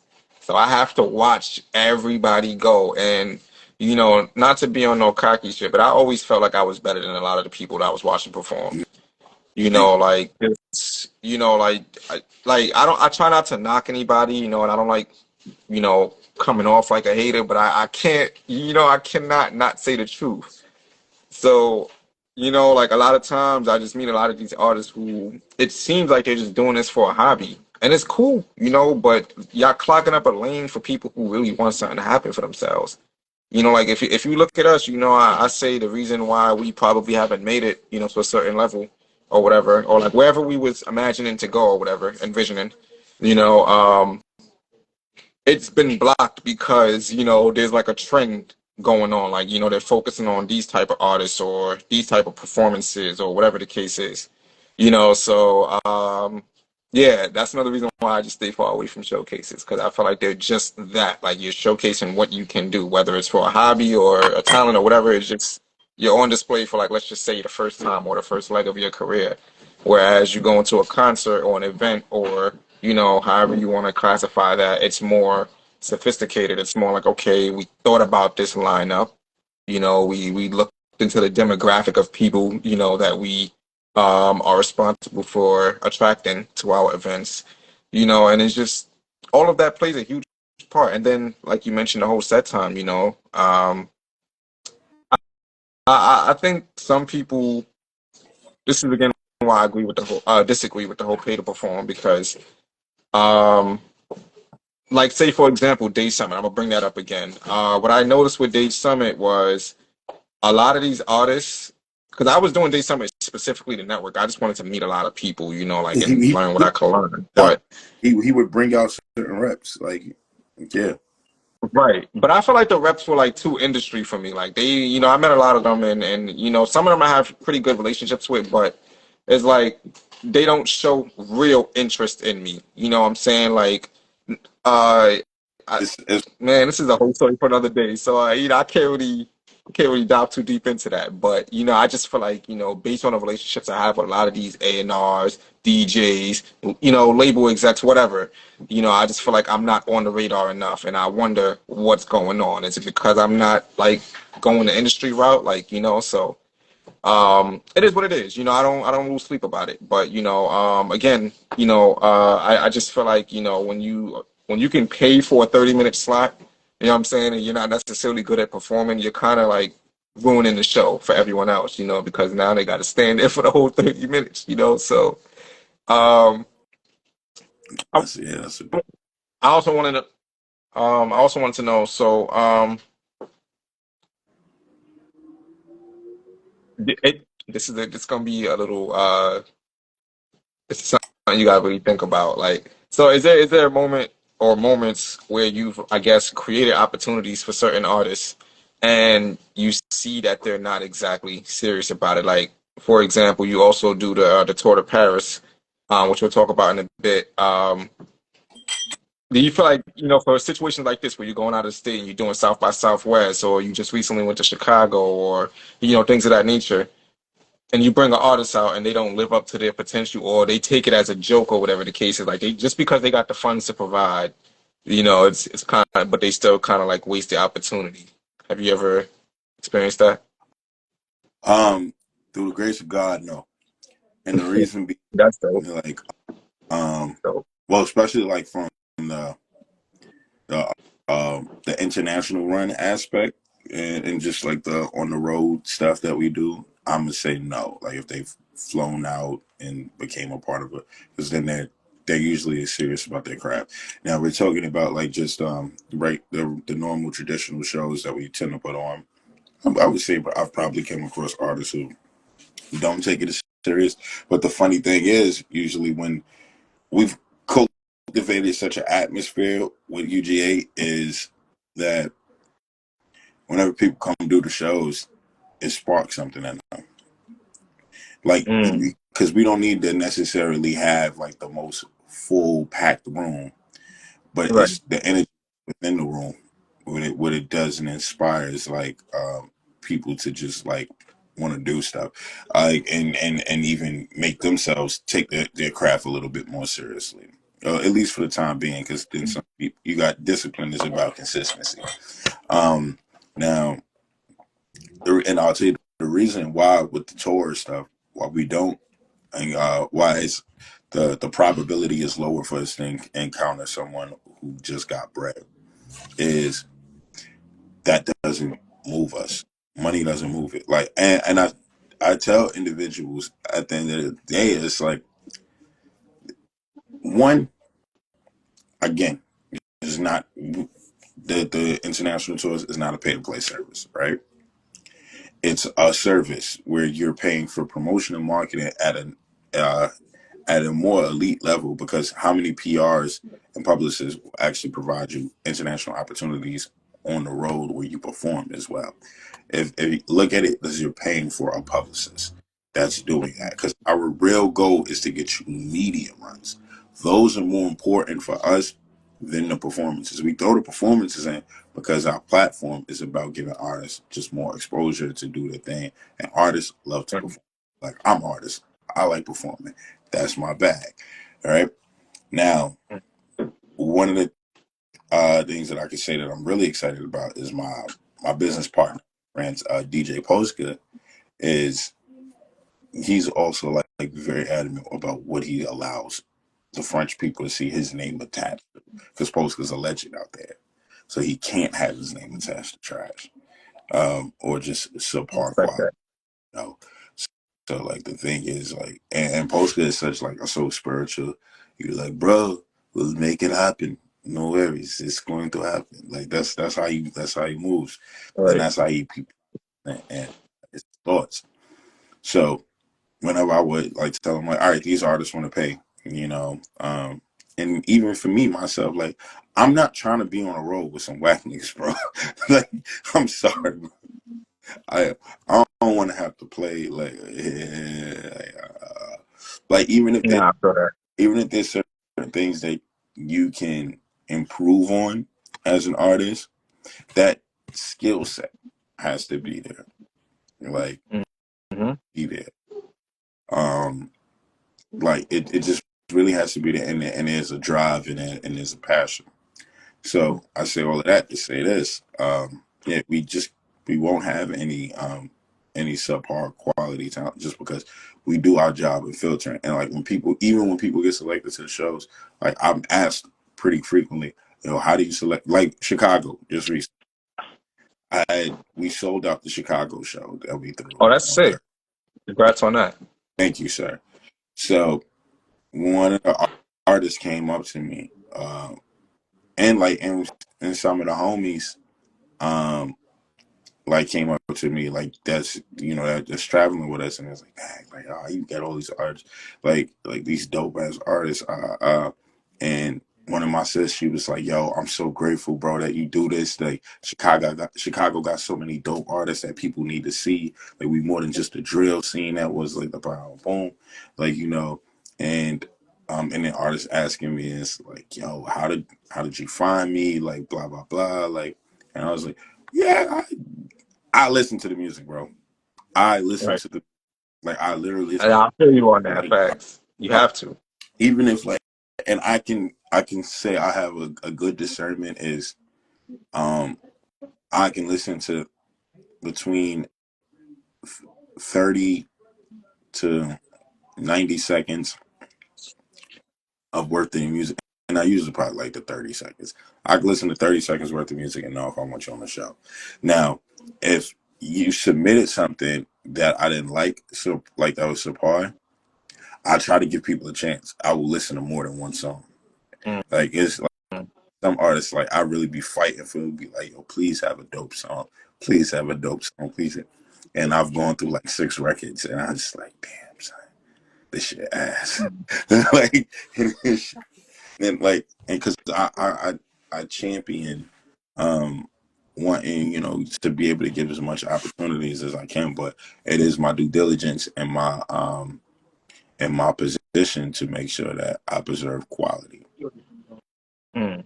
I feel that. And I appreciate that a lot too, by the way, because, we just don't get it a lot. And to be real with you, I push a lot of people towards your platform. I guess they just don't believe, you know, um, which also, kind of confuses me with artists because it's like when you put them on, it's like they become like they just mentally blind to it. It's like they don't want to think about it. Like, oh, like, do I want to be appreciated for my skill or do I want to feel cheated and point fingers? Like, so a lot of times I see artists stuck in the same spot and I'm just kind of like, well, you should listen to me. I gave you a nice platform. Yeah. Which is also funny. I would like to share a little story with you. So upon meeting you, back in 2019, sorry, I met you at the Day Summit 2019. That was my first time doing it. Oh, Um, which day summer was that? that was 2019. But at the time, Scott really had a bunch of Yeah, different venues. So you yeah, had to travel to Brooklyn, you had to travel to Manhattan yeah. or wherever. Like, like you really had to be at one of those shows. It wasn't like they was all in the same building. Kai's been doing for the past couple years. But I didn't know that you had UGA. I didn't know that was your whole thing. Like, I think I found out about it a year later. But it was through Descendant. I met Descendant at the Delancey. I met him and Frandy at the Delancey, and it was another artist there, New York Tef. Um, I met all three of them there, and I just like I was like really fascinated by like their skill level, like their just level of performing, and I just asked him a bunch of questions, at the show or whatever. Descendant, me and him ended up clicking and we started chopping it up a lot more. And then he started like suggesting people, and one person he mentioned was Architect.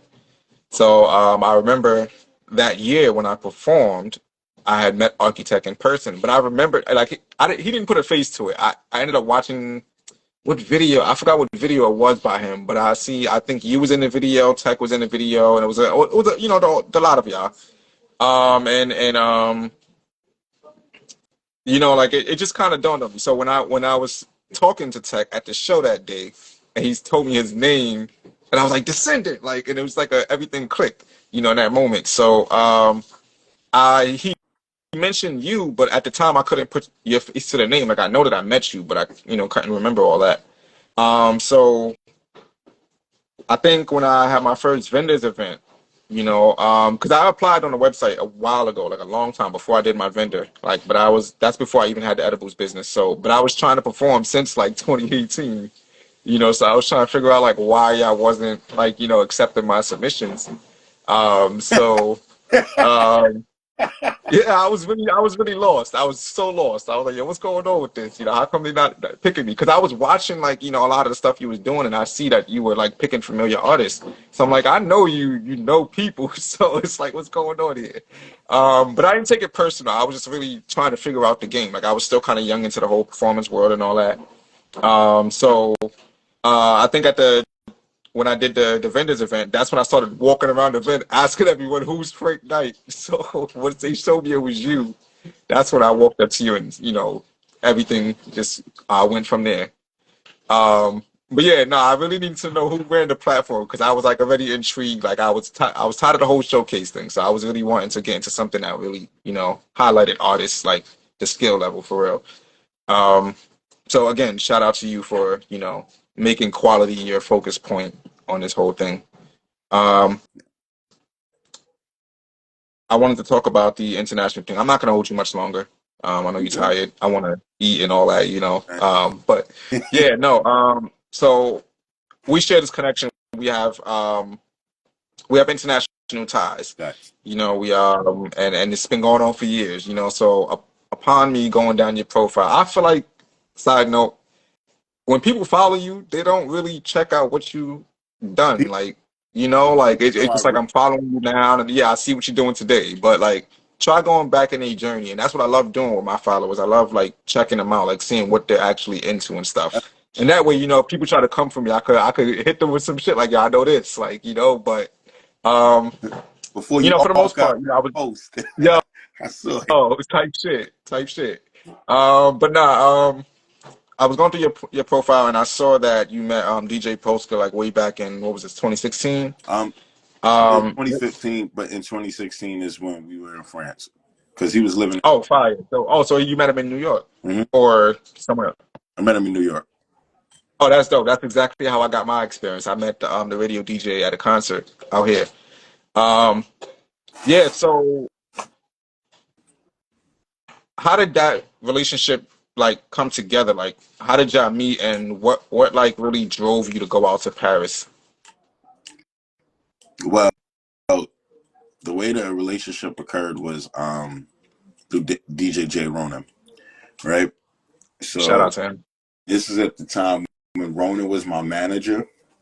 Um, Mm, he which you he worked with this French production company, which was also a label called It Boys. It was this guy named Nino, right? mm, So Nino curated, like, yeah, he facilitated uh, he facilitated projects, right? He facilitated a couple projects where he would work with like classic hip hop artists and connect them with French producers, and that's how do like. Well, here's a cool little hustle. I'll tell you real quick that some legendary artists that I know do. So certain underground artists who've actually attained a name. One of the things, this is why the independent hustle has so many different routes that you can do. So mm, some of them, they'll work with independent labels, and independent labels will pair them up with like a producer, and mm, they will pay them to do the project. So some artists would just like it's like one artist I know in particular, he'll just like boom, boom, boom. He'll work with multiple different independent labels, and they'll be like $10,000 for this, $10,000 for that, $10,000 for that, and you still mm. get your royalties. Like they just get like a little bit of they get their publishing split for the for paying you to do the project. So that's like that's a way to get money in the independent realm. But most artists won't even know certain stuff like this, right? If you have enough credibility to your name. Now I say that to say this: Ronan is so connected with a lot of legendary MCs. So Nino Mm, worked with Ronan, like he got them records with like Smith and Wesson, like MOP and stuff like that. that's Um, dope. Yeah, I peeped that too. so then Nino had a different ambitious project where maybe it was Polska's idea because knowing more of Polska, it could have been his idea, but Polska is Mm, like legit super legend in Paris. Like, mm, uh, so Nino got Polska, and Polska also produces. So it was like, yo, we'll pair DJ Polska up with some underground New York MCs and create this project called Block Bangers, where it's all French production and underground New York MCs. So mm, they had a goal to do two tour runs in Paris. One was in the winter, like that February first quarter, and there was gonna be one in the spring and the summer. mm, And me and Polska connected, and the record that we did, "Passion of the Greatest," was such a dope record. It was so fire, and mm, and it actually got a lot of traction from like the views and streams from it.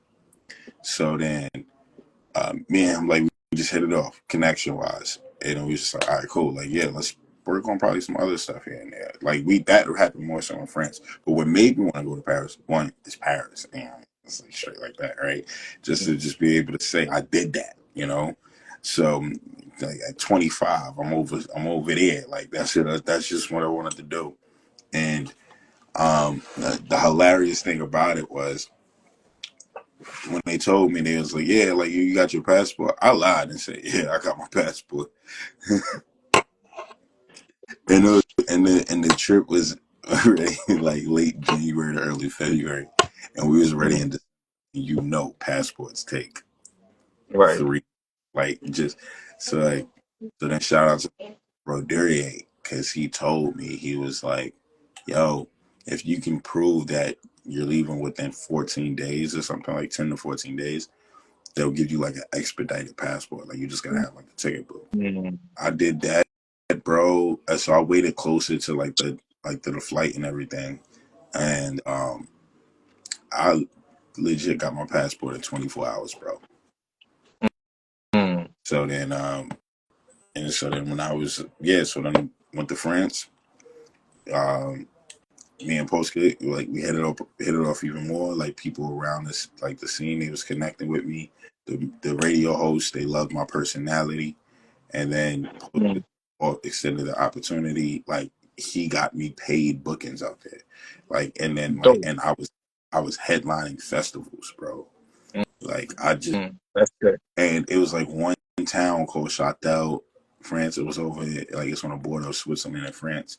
And what's so crazy is like again, like, yo, they have the whole Frank Knight is performing headlining, and all of That's the good. people from the town, and the town population was probably like 500 to 700 people, like and they all listened to my music. Mm. It was like, That's sick. and it was like, oh my god, Frank, yo, bro, I couldn't believe this to this day, bro. Yo. It's just like, yo, bro, it's still like, um, and yeah, so like that's how the connection with Polska and I happened, and what happened with Paris and France, and then from there we just kept going out, and then Polska was the one who came up with the concept. He came up with the concept for the Bridge of the Indies years ago. Mhm. I was just nervous about it because I don't like asking people for money, bro. Like I Right. felt Nah. like, For that. but when I had to switch into a gear, I was like, we're providing a service. And I was like, if I can guarantee artists will get XYZ, I'll be comfortable doing this. And then if Mm. I guarantee XYZ, we also trying to give you ABC. Like so, like we always try to add extra incentives. That's really where that comes into play, No, and it's I understand that. you know, Yeah, I understand that, man. Because money is a very serious thing, especially the people that don't really come across it a lot, or, they could be doing something else with that. mm-hmm. You know, um, I've been scammed out of money quite a few times, and it's not a good feeling.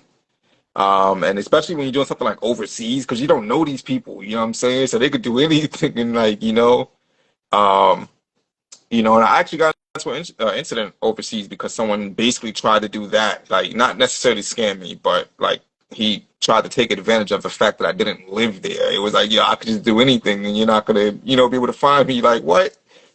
Like yeah. So it's dope that that's something that you thought about first before engaging, because a lot of people would just be jump straight to it. Oh yeah, money involved. Cool, let's do it. Yeah, yeah, yeah. And it's like, they end up fucking up a bunch of people's career, because they get discouraged because of situations like this. So Yep. I'm glad that you really do No, take the time to like really, decide how you're gonna do it. So again, kudos to you, man. You definitely have a great way of going about it. thank you, bro. It takes it takes a great heart to do stuff like this. Like the integrity level has to be really high. You know what I'm saying? Because you have everyone's life in your hand at this point. Everyone that you're dealing with. Like you really have to manage those relationships and keep them alive. You know what I'm saying? One of my plugs used to say to me, well, he still says it to this day, but he says you can't get back a dead customer. And that makes so much sense. yeah, like it makes so much sense. Like, your service has to be good, your product has to be good. You know what I'm saying? Like somebody overdose on your shit, like now you got to find somebody else that's Don't addicted. Like forget. it, it Hmm. double-edged sword. But yeah, no, it's real. And to relate to your, well, I've never actually been a part of a festival, so that's why this summer I'm gonna be working on going out there to London. And I've been building my connection out there for about 6 years now. Yeah, so I think it's beautiful more now because, like I realize that I have these relationships with these people. Um, like just every time I go out there, someone's introducing me to their family. You know what I'm saying? Some people are like, yo, let me invite you out to dinner, or they want to cook for me, or Which it's is always some so real weird cool. where you come from. Like, sadly, right? It's such a like weird thing. Right, It's just be like, yo, right. kind of like silence it lambs me, like it just line me up. But it's just like, no, this is just how certain people were raised to just be like, 100%. come to my home, and it's just like, and but we know, and it's not to say that they don't know, but like we understand how sacred a home is, like to just be willing to do it. It's just like, yeah, man. Yeah, nah, it's really super dope, man. I mean, like now, because I don't like giving out my phone number to a lot of people, but now I have a few people out there like who have my number, and they call me like not all the time, but they call me here and there, and they're like, yo, like really genuinely checking it, like, yo, when you coming back, like we need another concert or we That's need another, what's going on, like so it's really beautiful out there, like to see like the love and support, and it happened so quickly, you know what I'm saying, like compared to out here. You know what I'm saying? Like I have to jump through hoops out here literally just to, get some respect on my name. But out there, I want to say the very first time, like a lot of the people that I know now to this day I met them my very first time out there or my second time, you know what I'm saying? But all these years we've just kept in contact and just built these relationships. So yeah, nah, it's really dope and I'm looking forward to putting together like some huge stuff out there as well too. Me and Frandy talked about something. I don't know if he ran it by you, but that's also something we could get into as well too, if you catch my drift. But damn, I had a few talk. See, the thing is, I had a few talking points, but I wrote them down on my phone as opposed to in my book, so I can't like exit the app and go look at them. Um, but again, like I said, I don't want to hold you too long. you good. I was something else that I wanted to touch on. Uh, um, trying to remember. Give me a second. Oh, um, I noticed that you're on the DSP still, or whatever the case is. Um, what's your take on that? Because I'm DTC now for like 100% DTC. Like if it's a featured song by me, I mean if it's a song that I'm featured on, what I'm saying, that's gonna end up on the DSPs. But I'm not personally uploading none of my music there anymore. Like I'm done with that wave. And it's not so much as to get money off of my music. I would love that 100%. And I've been blessed for the people that have been paying for my music. But I don't want to question where the support is coming from. And I felt like I was doing that with DSPs. Like, I felt like a lot of the statistics weren't lining up. So I couldn't really, like Probably. determine Yeah. how to, grow from that, because it's like they could have told me I had 10,000 people in India. I go to India and, like, I'm not even allowed there type shit. Like, so Like, yeah, you feel me? So like, I really just once I discovered the DTC way fully and how it works and stuff like that, I was just more intrigued. So, how do you feel about that? Like, because I mean, you have your merch, you have your physical copies and stuff like that. But what makes you rely on DSPs is the question. Do um, you even get paid for your streams or like how like yeah, talk about your experience. well, shout out to the one platform that I used to enjoy using was 1 RPM. But like they've kind of gotten more stricter now. Because I enjoy That what, one RPM. yeah. Their Shout out to that. model was a 15%.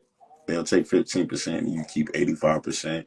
And there was Mm, no like fee, because I've always hated the annual fee situation.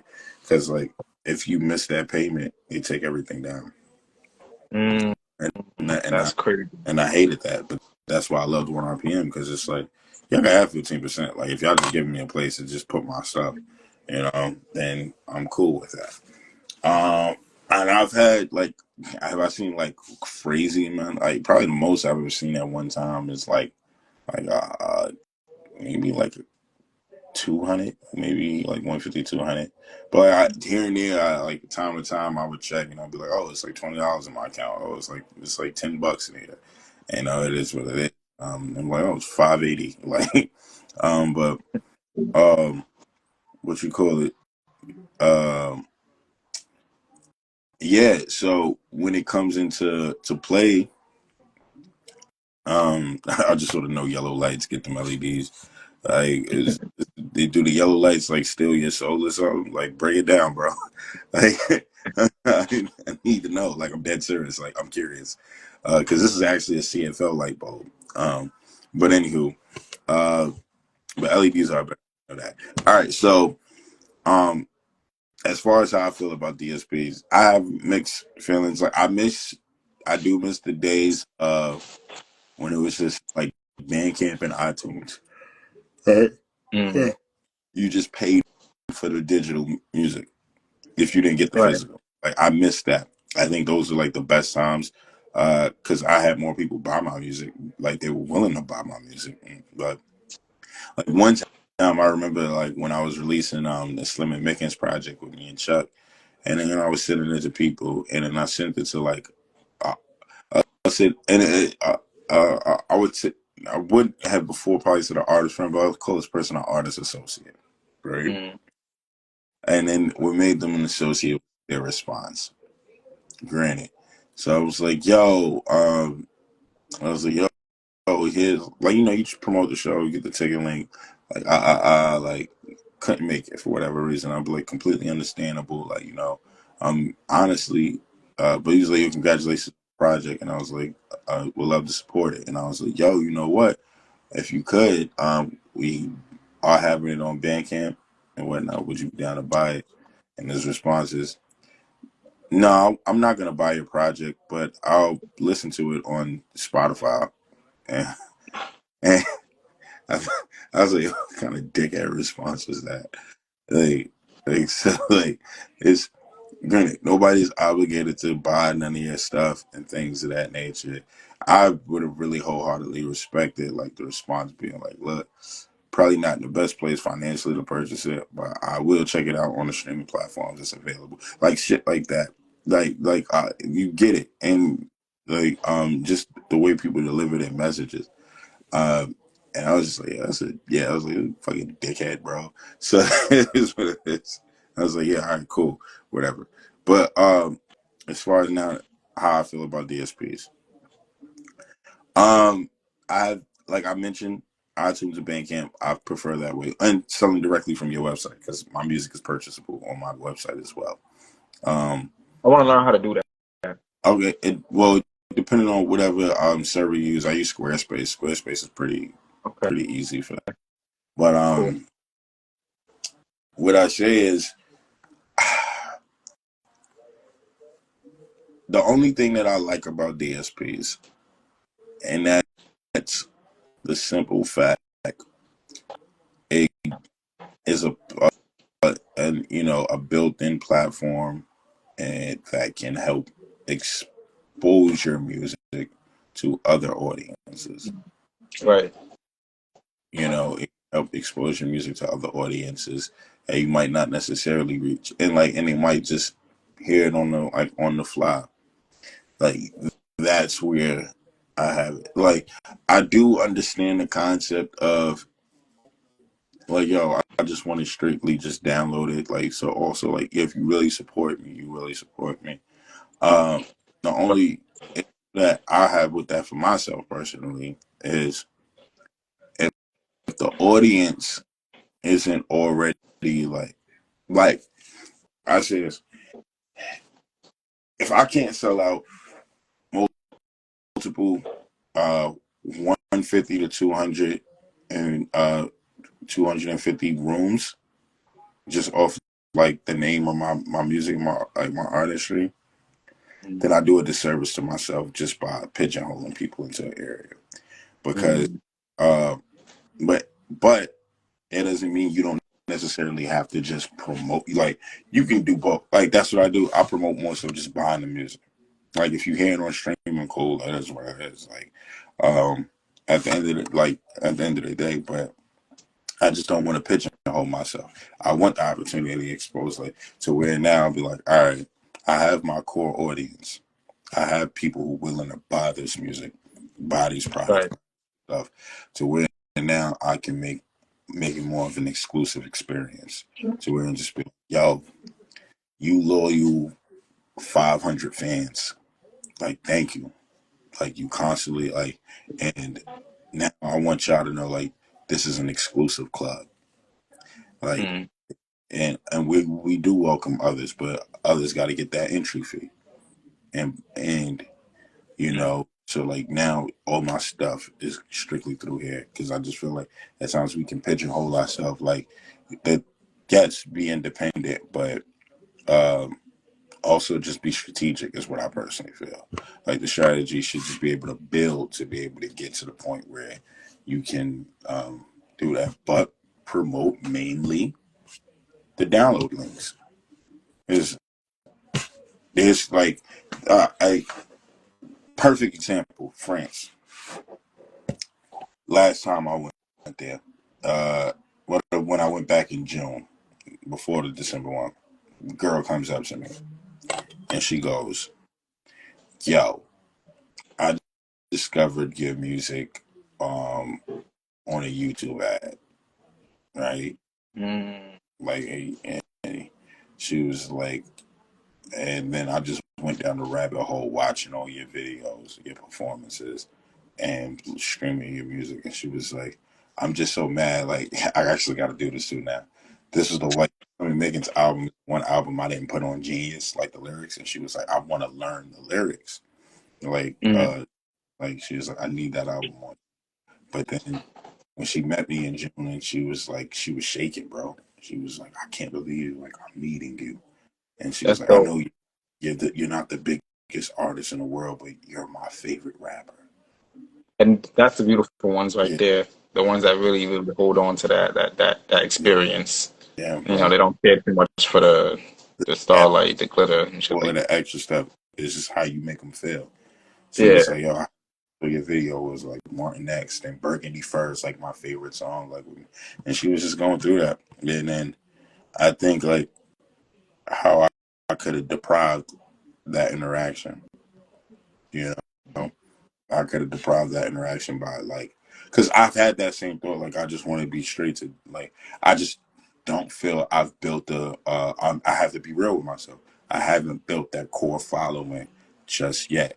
Because one of the things that also switched my mindset is like my homie, Ridiculous, right? He was like, "Yo, if you get 100 people to spend $60, uh, no, you get 100 people to spend was like $600, right? Uh, mm, yeah, that's $60,000. That's a decent paying job. Now, if you get 1,000 people to spend $60, now you've made 60,000 a year. And mm. the contentment of just living off your art is mad fire, bro. Fact. Even if you even if you get to 40 to 50,000, nigga, you could live in Utah or some shit like that, bro. Where the rent You're right. or move to Thailand, like like and just Nah, and real like talk. like and live off your art. And that's really at the end of the day, that's all we want to do, bro. Live off our like that. That's where all of that grandeur, like, yeah, it'd be nice to go platinum, go diamond. But if you start looking at things for this, like, yo, I could just get 1,000 people, or if I could get 100, if I could get 500 people, that's easier than trying to get in 1,000,000 people. Right, You know, like right, and it's not like saying you taking you know, you you're diminishing yourself. No, it's just like you're making yourself like you're increasing the margin of success for yourself, and just being like, as soon as I right. like, yo, bro, and then I get that. If I could get 60 bands a year from 1,000 people, light work, bro. Like, Nah, bro, bro. and having that mindset. And then so, hey, how can I build 1,000 people? I'm gonna use every medium that I can. I'm going to, like, that's why I was like, yo, I will use your DSPs. Like, I'm gonna try to get constantly placed on playlists. Like, I'm gonna keep hitting these shows.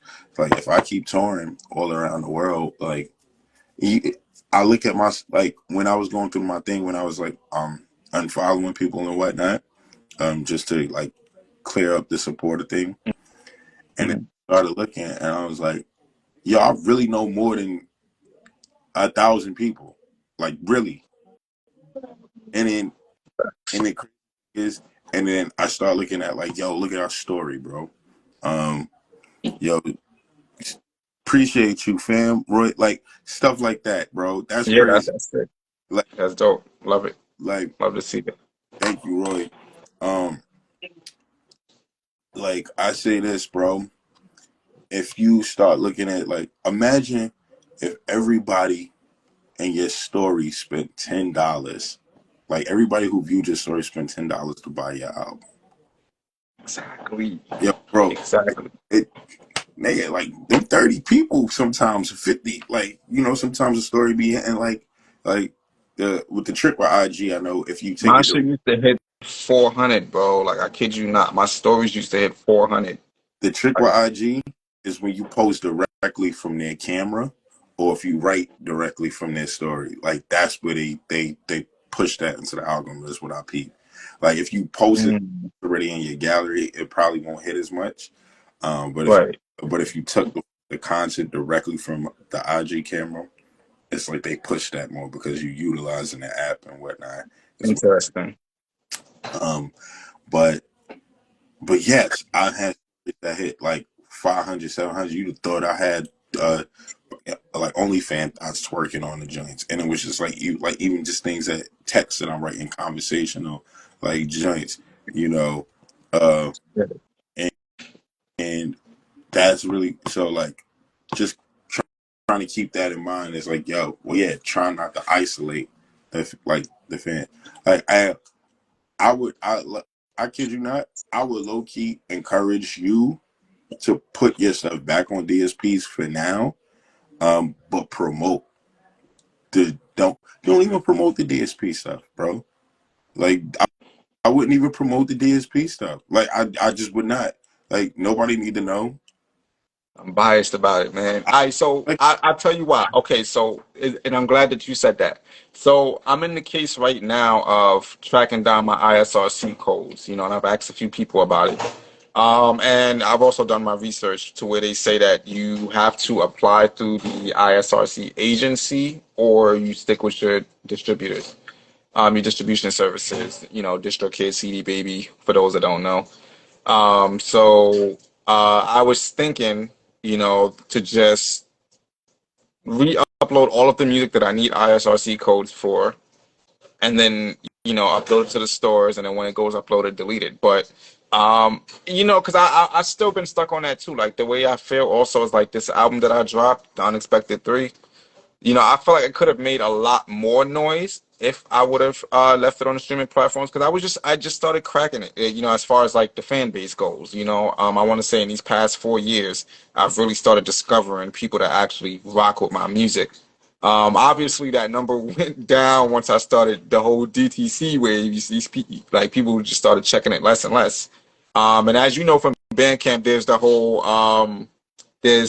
the full, partial, and the skit. Like when it comes to a play, that taught me so much. It taught me that people are stuck in the streaming mindset. Like a lot of people, like that partial or that skit is usually people who just listen to it and, like for 20, 30 seconds. Like you said, you give them like 30, 90 seconds, but 90 seconds is great. You know yeah, what I'm saying? As opposed to 30 seconds, because it's like, what are you getting from that? Like, what I'm saying? Like, and then why is it like that to the point where someone's just like, oh, 30 seconds, all right, cool, I supported them. And it's like, why don't you want to like grow? Like, what I'm saying? Like, why don't you want to like help that person become a better artist? You know what I'm saying? Because to support definitely helps the artist grow for sure. But I've just been real biased about that. So I kind of agree with you. I kind of agree with you. Um, I think I might do that. I don't know when. But Or I could throw yeah, huh? I could throw this at you too. You can even do a limited time, like if you want this project, it's only going to be available for download it like for these first 3 months. Like you don't even got to tell them, and then it'll go and stream. Like you know how like the movie says, like you got to pay to see it in theaters. Like if or and if you just want the ISRC codes, what you also can do, bro, is you can again you can choose the stores you want. I would say at least distribute it to the Facebook and Instagram Meta so people could just for the story posting. I was You thinking don't that too. have Because I know there's certain platforms like iTunes, Amazon yeah, Music. You can actually get you paid can like still more put it from up, that. yeah. Still put it up for iTunes, still put it up for platforms that can purchase it. Mm. Got your ISRC. No, yeah, yeah. So I think that's what I'm Yeah, ultimately gonna do. yeah, and that way you like you kind of and the music is not deleted, like, and you just got the opportunity to like, all right, if I do want to spend a block and put this on the DSPs real quick, and it ain't nothing to just like actually message, like you can just message your DSP and just be like, yo, remove. Well, you don't even yeah, I like feel that. like that's what I would say. So like if you do that, like, and that's just another great way to get your ISRCs and your like your UPC. It's just like focus on that because also like how many times like when you post your story you would you would probably rather just be like, damn, I would put my music. Like I keep getting your features like you said. I just like we trying to post Yeah. it, and it's just like I caught that yeah, too. I caught that a few times. and it's like But no, I personally, what I like to do is I'll just I'll take the post and then I'll just edit it in my phone, throw the music behind it, and then post it. Like, it's mad work. you know, Like nah, shit like it's that is easy to me. it's Like, mad, I love editing and stuff you like that. So it's do nothing. it's mad work for like just if I'm a Reef fan, like yo, bro, I would at least like it on Instagram and like in Facebook and Snapchat, like just so like Right. maybe like yo, I know you've been on your sobriety journey you were telling me about, right? Us before, Yeah. but maybe I just caught like mad. I got a bag of fire Kush, and then like the only song that is a soundtrack to my life right now that I want to post on IG is Get High. Like, and then I'm tight, like, cause I can't post I could play it on my speakers, but it's not gonna sound as cool. Like I put that. You know what I mean?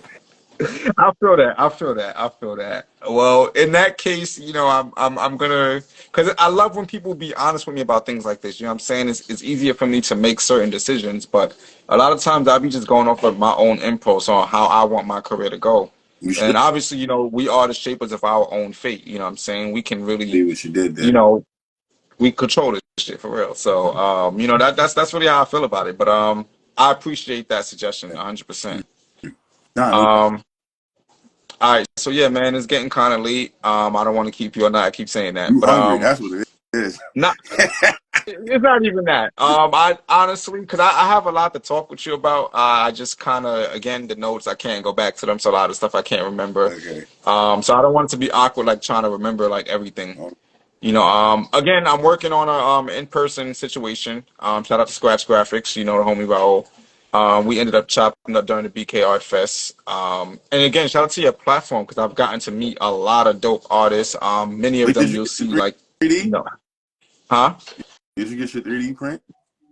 Nah, not yet. We've been talking about that. On both ends, there's been a lot going on. I was sick for damn near the whole month of January. Like I was out He of commission, bro. he was sick. Like. He got sick after BK Art Fest himself. So like, Yeah, exactly. Me too. I think like 2, 3 days after that, I started experiencing, the symptoms. So I went into the new year sick. So, but I didn't expect for the whole month of January to be down. Like I was like, yo, that was odd to me. Like I've never been sick for that long. So, crazy. I knew it was something serious in the air. But yeah, I got to meet, dope people. Make great connections through your platform, and I appreciate that. And Scratch Graphics is one of them.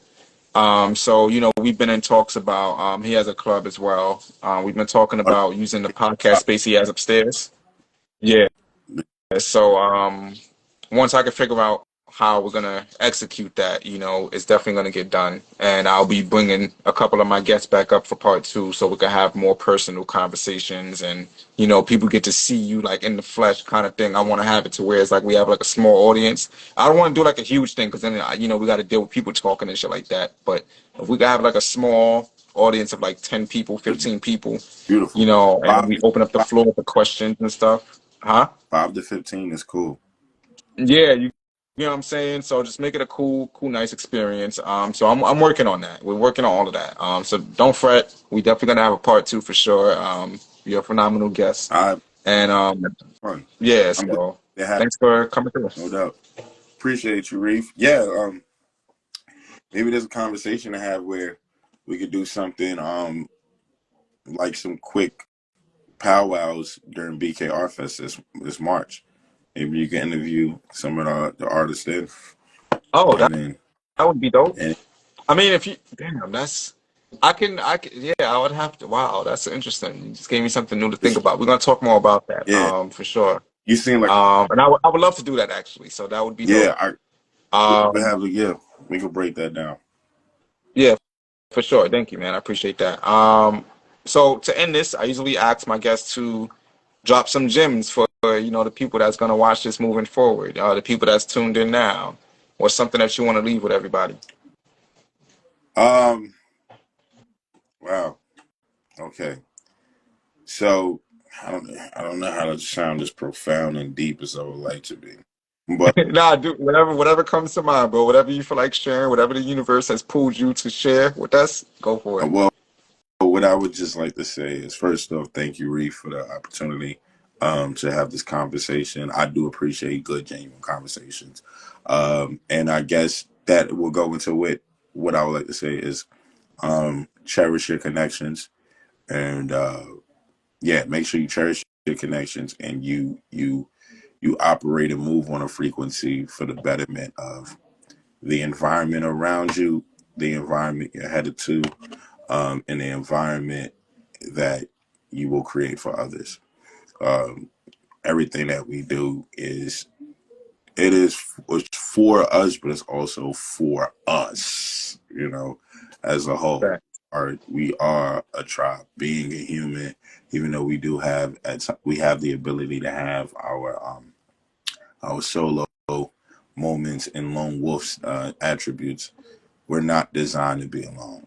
Like we're designed to be a tribe. We're designed to come together and experience things.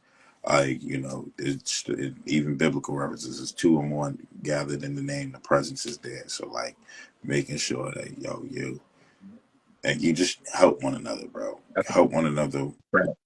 Huge facts. and you'll find success and happiness. So that's what I can say right there. Beautiful, man. Thanks a lot, Frank Knight, for coming Thank you. through. Everybody, this is Frank Knight. Make sure you get this guy a follow. If you're not already, check out his platform, Underground Advocates. If you're a serious artist that's looking to get some respect for what you do, and more, there's more to that. But respect comes first. There's a lot going on with this guy. You feel me? I could sit here all day and go through the resume, but definitely check him out for yourself. Talk to him. He's approachable or messageable. However you want to do that. But yeah, man, thanks again for coming through. I appreciate this whole experience, man. Thank you, Reef. And I'll see you Sunday, Yeah, by the way, too. that Sunday. I actually got to start rememorizing those songs, so I'm gonna start probably tomorrow. So like, all right, yo, Reef. Everyone, stay blessed. Peace.